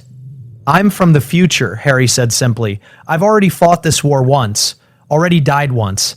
This is my second attempt, and this time, I'm not losing anyone. The room erupted. Moody swore. Kingsley looked stunned. Remus sat down heavily. Sirius was just staring at Harry like he'd never seen him before. Prove it, Moody said finally. Tell us something only a time traveler would know. Your eye, Harry said. The magical one. You lost it fighting Rosier in 1980. You killed Evan Rosier, but lost the eye and part of your nose. Your animagus form is... He stopped. Actually, you're not an animagus, but Sirius is. Black dog, and Remus is a werewolf bitten by Fenrir Greyback when he was 5 years old. Remus flinched. How? Because you told me, all of you, in the timeline I came from. Harry looked at Sirius. You escaped Azkaban in 1993, broke into Hogwarts to catch Pettigrew, nearly killed him before Remus and I stopped you. You hid for 2 years, lived in a cave eating rats, and then you died in the Department of Mysteries when Bellatrix hit you with a curse and you fell through the veil. Sirius had gone white. In the original timeline, Harry continued, I watched Fred Weasley die in an explosion, watched Remus and Tonks die in the Battle of Hogwarts, watched Colin Creevey, a kid who was just trying to help, get killed by a Death Eater, watched Dobby the house elf bleed out on a beach after saving my life. His voice cracked, and I walked into the Forbidden Forest at 17 years old knowing I was going to die, because it was the only way to make Voldemort mortal enough to kill. Silence. That's why I've been training so hard, Harry said. Why I destroyed the Horcruxes. Why I've been preparing Ron and Hermione, because I've seen how this war ends when we're not ready. And I won't let that happen again. Remus spoke first. If this is true, if you've really lived through this before, then you've been carrying an impossible weight. For years. I had to. No, Sirius said roughly. You didn't. You could have told me. You could have. He stopped. I'm your godfather, Harry. You should have trusted me. I trust you, Harry said, but knowing wouldn't have helped. It would have just hurt you. All those deaths that haven't happened yet, knowing about them wouldn't change anything except make you grieve people who are still alive. He's right, Dumbledore said quietly. I myself, when Harry told me about Ariana, about the temptation of the Resurrection Stone, it nearly broke me. Knowledge of the future is a burden no one should carry alone, but Harry has. For 4 years. Not anymore, Harry said. Because now we're at the part where I need help. I can't stage Voldemort's resurrection alone. I can't survive what's coming without all of you. Moody nodded slowly. All right, say we believe you. Say we set up the trap. What's the plan? Little Hangleton. They chose the night of August 31st, 1995, the night before Harry's 5th year at Hogwarts. The location, Little Hangleton Graveyard, where Tom Riddle Sr. was buried. Harry stood in the center of the cemetery, wand in hand, waiting. Around him, hidden by disillusioned charms and notice-me-not wards, were Dumbledore, Sirius, Remus, Moody, Kingsley, and a dozen other Order members. The bait was simple. Leaked information that Harry would be visiting his parents' grave in Godric's Hollow tonight. But the port key they'd planted would bring him here instead, to Little Hangleton. Voldemort's spies would report it. Crouch Jr. would take the opportunity. The wait was agonizing. Then, a sound. Footsteps. 2 figures emerged from the darkness. Barty Crouch Jr., wild-eyed and twitching, and something else. A bundle of robes. Moving wrong. Voldemort. In rudimentary body form, barely human, more like a malformed infant. Red eyes gleaming in the darkness. Harry Potter, the thing hissed. How convenient you have delivered yourself to me. I know what you're planning, Harry said. The ritual. The resurrection. You think you're clever, but... Silence. Crouch Jr. raised his wand. Stupefy. Harry let the spell hit him. Fell. Pretended unconsciousness. He felt himself being levitated to a marble headstone. Felt ropes binding him. Heard Crouch Jr. muttering the ritual preparation. He kept his breathing shallow, his occlumency barriers up. Waited. Bone of the father unknowingly given. The ground at the base of the headstone cracked. Dust rose, the remains of Tom Riddle Sr., and fell into a massive stone cauldron that appeared as if summoned. Flesh of the servant, willingly given. A scream, Crouch Jr. cutting off his own hand with a silver knife. A hand fell into the cauldron, blood followed. Blood of the enemy, forcibly taken. Crouch Jr. approached Harry with the knife, slashed his arm. Harry hissed in pain, genuine, sharp, and the blood dripped into the potion. The cauldron exploded with light. Steam rose. The liquid inside turned blood red. And then, a figure rising from the cauldron, tall. Skeletal, pale as death itself with flat, snake-like features and burning red eyes. Lord Voldemort had returned. He stood naked in the graveyard examining his new body with something like satisfaction. Then he summoned robes from the bundle Crouch had carried, dressed himself. At last, Voldemort whispered, flesh, bone, blood, I am reborn. He approached Harry, touched his face with a long white finger. You have no idea what you have given me, boy. Your mother's protection, that ancient magic that saved you once, is now mine. Your blood flows in my veins. I can touch you. He pressed harder. Harry flinched. I can hurt you. You've always been good at hurting people, Harry said. It's all you know how to do. Voldemort's eyes narrowed. Such bravery, or is it stupidity? He drew his wand. You, 13.5 inches, the brother to Harry's. Let us test how brave you truly are. Crucio. Pain. Pure, absolute, white-hot pain. Every nerve-ending screaming. Harry's body arched against the ropes. He heard himself scream. The curse lifted. Harry gasped for air. That, Voldemort said, is only the beginning. He raised his left forearm, pressed his wand to the dark mark burned into his skin. All across Britain, every Death Eater who still bore the mark felt the summons.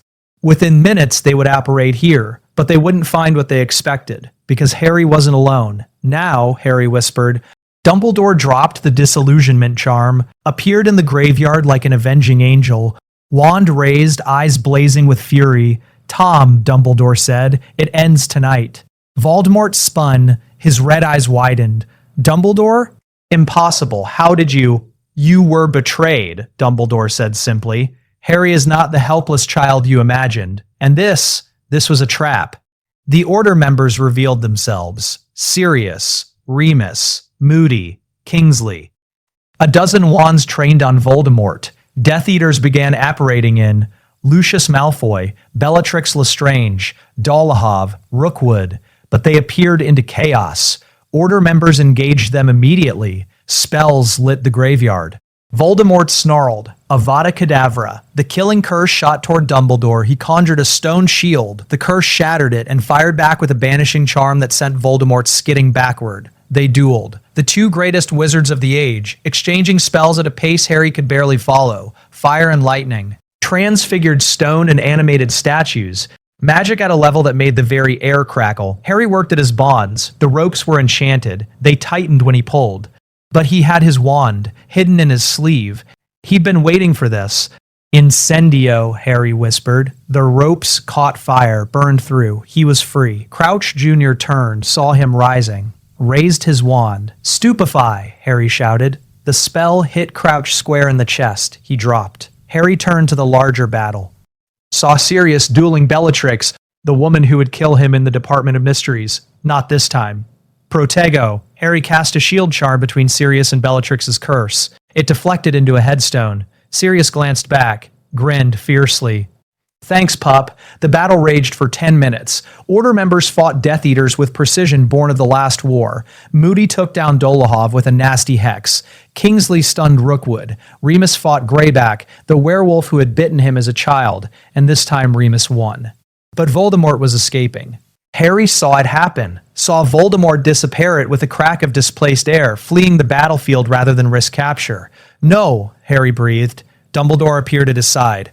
Let him go. He's mortal now. You've made him mortal. The Horcruxes are destroyed. He can be killed. But he's still out there. Yes, which means the war continues. Dumbledore looked at the captured Death Eaters. Bellatrix, Lucius, Crouch, half a dozen others. But we have dealt him a devastating blow. His inner circle is broken. His resurrection was witnessed by the Order. And most importantly, he looked at Harry.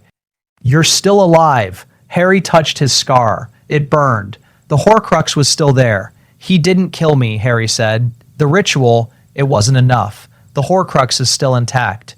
Then we proceed to the next phase, Dumbledore said quietly. We force him into a direct confrontation. And when the time comes, you know what must be done. Harry nodded. I walk into the forest again. The year of preparation. Fifth year at Hogwarts was a strange mirror of the original timeline. The Ministry, led by Cornelius Fudge, refused to believe Voldemort had returned. Despite captured Death Eaters, despite testimony from a dozen Order members, despite photographic evidence from the graveyard battle, mass hallucination, Fudge declared in the Daily Prophet. Dark magic-induced delusion. Albus Dumbledore's desperate attempt to seize power. The Ministry sent Dolores Umbridge to Hogwarts as High Inquisitor. She wore pink cardigans and smiled with too many teeth, and made every class a nightmare of theoretical reading, with no practical magic. But this time, Harry was ready. He reformed Dumbledore's army in October, not in secret, but openly, walked into the Great Hall and announced, "Anyone who wants to learn real defensive magic, meet in the Room of Requirement tonight." 70 students showed up. Umbridge tried to shut them down, issued educational decree after educational decree. But Dumbledore, emboldened by his victory at Little Hangleton, pushed back. The students have a right to defend themselves, Dumbledore told Umbridge during a staff meeting that Harry heard about secondhand from McGonagall. Voldemort has returned. Denying them training is condemning them to death. The Ministry threatened to remove Dumbledore as headmaster. Dumbledore threatened to resign publicly and take the entire Hogwarts staff with him. Fudge backed down. The DA trained all year. Harry taught them everything he knew. Patronuses, shield charms, stunning spells, disarming charms, basic dueling strategy. By June, 40 students could produce corporeal Patronuses. 60 could hold a shield charm. Every single member could fight. And Harry trained separately with Ron and Hermione. "You're preparing us for something specific," Hermione said one night after a particularly brutal practice session. "Something worse than Umbridge. Worse than what we've faced so far." "Yes," Harry said. "What?" "The final battle. It's coming. Maybe this year. Maybe next. But it's coming. And you think we'll need to fight," Ron said. "I know you will," Harry said, "because I've seen what happens when good people aren't ready. When they fight without training, they die. And I can't watch you die." Hermione's eyes were wet. "Harry, whatever you're not telling us, whatever you know that we don't, you can trust us." "I do trust you," Harry said, "more than anyone. But some things I have to carry alone, just a little longer." The prophecy. In June of fifth year, Harry told Dumbledore it was time. "Time for what?" Dumbledore asked. "To use the prophecy. To lure Voldemort into the open." In the original timeline, Voldemort had been obsessed with a prophecy about Harry, the one Sybil Trelawney had made before Harry's birth. The one with the power to vanquish the Dark Lord approaches. That prophecy still existed. Still sat in the Department of Mysteries on a shelf in a glass sphere that only Harry or Voldemort could touch. "We leak information," Harry said. "Let Voldemort know the prophecy is there. Let him think he needs it, needs to know the full wording. He'll send Death Eaters to retrieve it, and when they come, we'll be waiting." "You want to use yourself as bait again," Dumbledore said. "I want to force the confrontation. End this war before it drags on for years. Before more people die." Dumbledore was quiet for a long time. Then, "Very well. But this time, we do it with the full support of the Order. No one fights alone." The leak was subtle, a comment from Snape during a Death Eater meeting. A suggestion that the prophecy contained information Voldemort needed. Voldemort took the bait. The Department of Mysteries. The attack came on June 15, 1996. Harry received a vision, a genuine one through his Scar connection, of Sirius being tortured in the Department of Mysteries. He knew it was fake, knew Voldemort was using the connection to lure him, but that was the point. Harry assembled the DA. Not just Ron and Hermione, everyone. 70 students armed and trained and ready. "This is it," Harry told them in the Room of Requirement. "Voldemort is making his move. Death Eaters are going to attack the Department of Mysteries tonight. The Ministry won't respond in time. Fudge doesn't believe Voldemort is back. So, it's up to us. We're just students," someone said. "We're the most highly trained defensive fighters in Britain right now," Hermione corrected. "We've been practicing for a year. We're ready." They traveled to the Ministry via flue powder, 70 students pouring through fireplaces into the atrium. Security was minimal at night. They reached the Department of Mysteries without challenge. The Order was already there. Dumbledore had positioned them throughout the department. Sirius, Remus, Moody, Kingsley, Tonks, and a dozen others. The Death Eaters arrived 20 minutes later, 12 of them masked and robed. Bellatrix Lestrange leading. They headed straight for the Hall of Prophecy. Harry was waiting, looking for something. Harry called. Bellatrix spun, saw Harry, saw the 70 students behind him, saw the Order members emerging from the shadows. "It's a trap," she hissed. "Yes," Harry agreed. "It is." The Death Eaters fought hard, but they were outnumbered 7-1. Bellatrix dueled Sirius again. This time with Harry supporting him, casting shield charms, firing stunning spells. Sirius held his own. Bellatrix aimed for the veil, the archway where Sirius would have died, but Harry was ready. "Protego Maxima," Harry roared. A silver shield erupted between Sirius and Bellatrix's curse. The spell deflected harmlessly. Sirius fired back. "Stupefy." Bellatrix went down. Around the department, Death Eaters were falling, stunned, down, captured. Within 15 minutes, it was over. 12 Death Eaters in Ministry custody, 0 casualties on the Order's side. A handful of students with minor injuries, already being treated. Fudge arrived with Aurors 30 minutes too late, found the Department of Mysteries filled with students, captured Death Eaters, and undeniable proof that Voldemort was back. He couldn't deny it anymore. The next morning's Daily Prophet headline, "Voldemort returns. Minister Fudge admits Dark Lord alive." The war was officially on. The final year, 6th year, was the endgame. Voldemort, cornered and desperate, launched attacks across Britain, the Brockdale Bridge, Diagon Alley, small villages, Muggle and Wizard alike. But he was losing. With only one Horcrux remaining, the fragment in Harry's scar, Voldemort was mortal, killable, and he knew it. Dumbledore was alive and coordinating the war effort. Sirius was free and leading strike teams. The DA had become a legitimate fighting force, with students graduating straight into Order membership. By Christmas of 6th year, half of Voldemort's Death Eaters were dead or captured. His inner circle was destroyed. He was running out of hiding places. "He'll make a final stand," Dumbledore said during a War Council meeting at Hogwarts. "It's symbolic. Where Tom Riddle first discovered magic, where he asked me for a teaching position and was refused. He'll come here. Then we fortify," Moody growled. "Wards, traps, turn this castle into a fortress." "No," Harry said. "We let him come. We end this." Everyone looked at him. "The Horcrux in my scar," Harry said. "It's the last one. As long as it exists, Voldemort can't die. So I have to." "No," Sirius interrupted. "We've talked about this. There has to be another way." "There isn't," Harry said gently. "I've lived through this before. The only way to destroy the Horcrux is for Voldemort to kill me. But the blood protection, the tether, will bring me back. You can't be certain." "I am certain," Harry said, "because I've already done it. In the other timeline, I walked into the Forbidden Forest. Voldemort cast the killing curse. I died, and I came back." He looked at each of them. "It's the only way." Hermione was crying.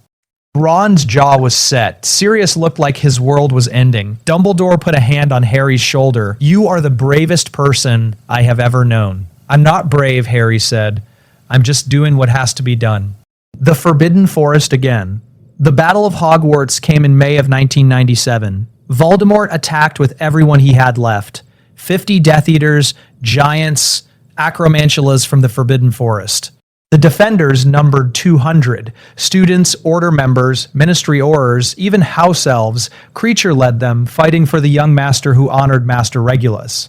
The battle raged for hours. Fred Weasley fought beside George, alive and laughing. Remus and Tonks fought side by side, alive and fierce. Colin Creevey, now 17, stunned 3 Death Eaters in rapid succession. No one died. Harry made sure of it. He was everywhere, casting shield charms, stunning Death Eaters, coordinating defenses. But he was also watching for the moment. It came at dawn. Voldemort called for a ceasefire. His voice magically amplified across the battlefield. "Harry Potter, come to me in the Forbidden Forest. Come alone, or I will kill every person in this castle." Harry looked at Dumbledore. Dumbledore nodded, eyes bright with tears. "It's time," Harry said. He walked into the forest. Alone, no weapons except his wand. The resurrection stone hidden in his pocket. He'd retrieved it from the ruins of the ring, still carrying it after all these years. The forest was dark, cold, exactly as he remembered. Voldemort waited in a clearing surrounded by Death Eaters. Bellatrix had escaped Azkaban again, stood at his right hand. "Harry Potter," Voldemort said, "the boy who lived, come to die. Yes, Harry said simply. Voldemort laughed. A cold, high sound. No brave speeches? No defiant last words? Just this, Harry said. You've already lost. The Horcruxes are gone. All of them except one. After tonight, you'll be mortal. And mortals die. Bold words for a boy about to be murdered. I've been murdered before, Harry said. It didn't take. He pulled out the resurrection stone. Turned it 3 times. 4 figures appeared. James, Lily, Sirius, Remus. Not the real ones. Echoes. Shades. But real enough. We're here, his mother said. We're so proud, his father said. It'll be quick, Sirius said. Harry looked at Voldemort. I'm ready. Voldemort raised his wand. The Elder Wand, stolen from Dumbledore's tomb in this timeline too, though Dumbledore had allowed it, knowing the wand wouldn't serve Voldemort properly. Avada Kedavra.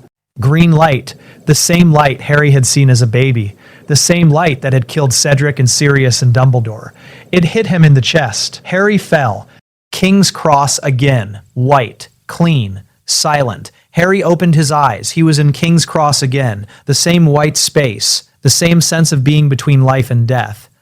Dumbledore sat on a bench, smiling. Hello, Harry. Professor. Harry sat beside him. Did it work? You are free of it. And yes, you can return. The blood tether holds. Harry breathed out slowly.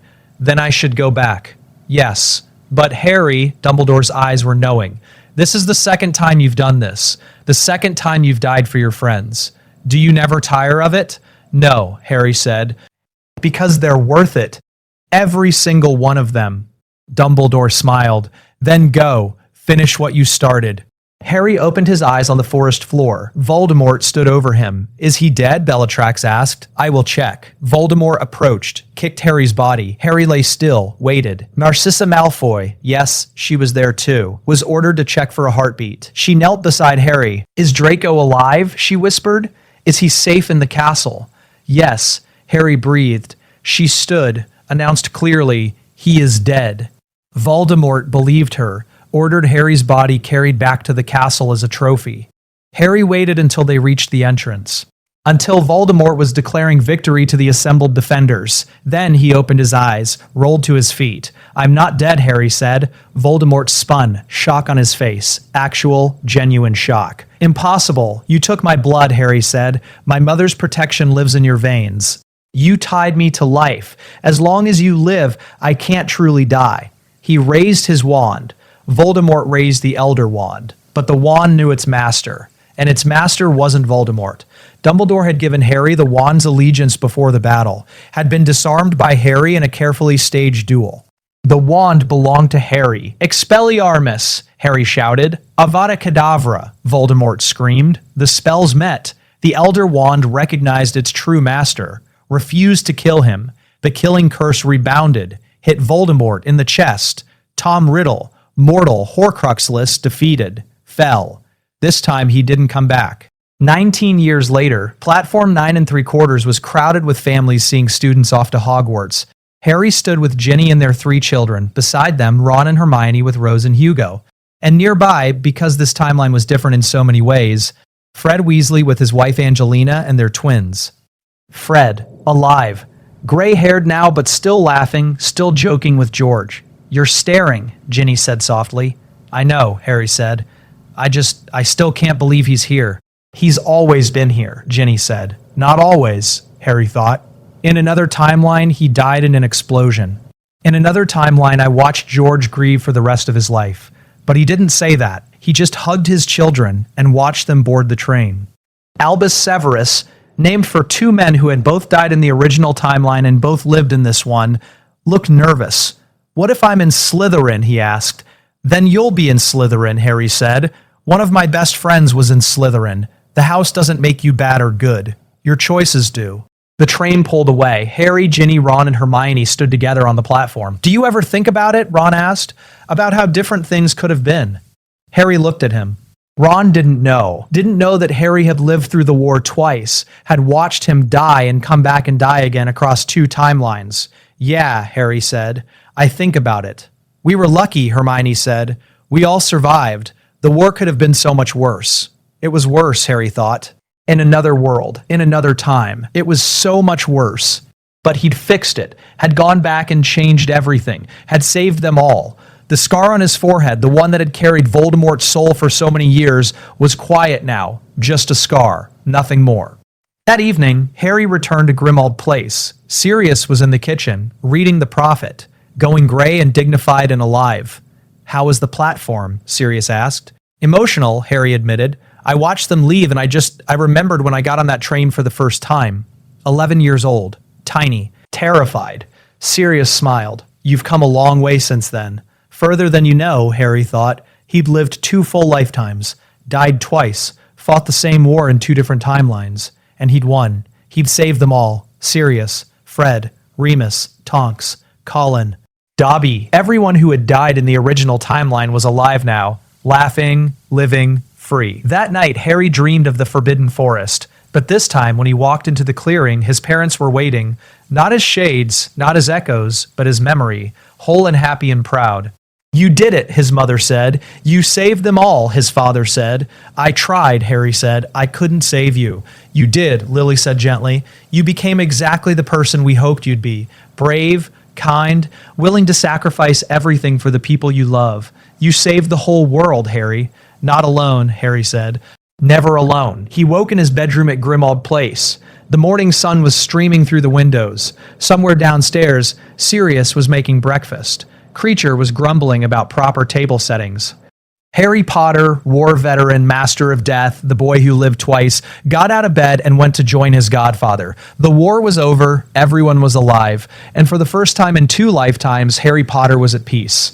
Let us know what you'd like to see next. The end.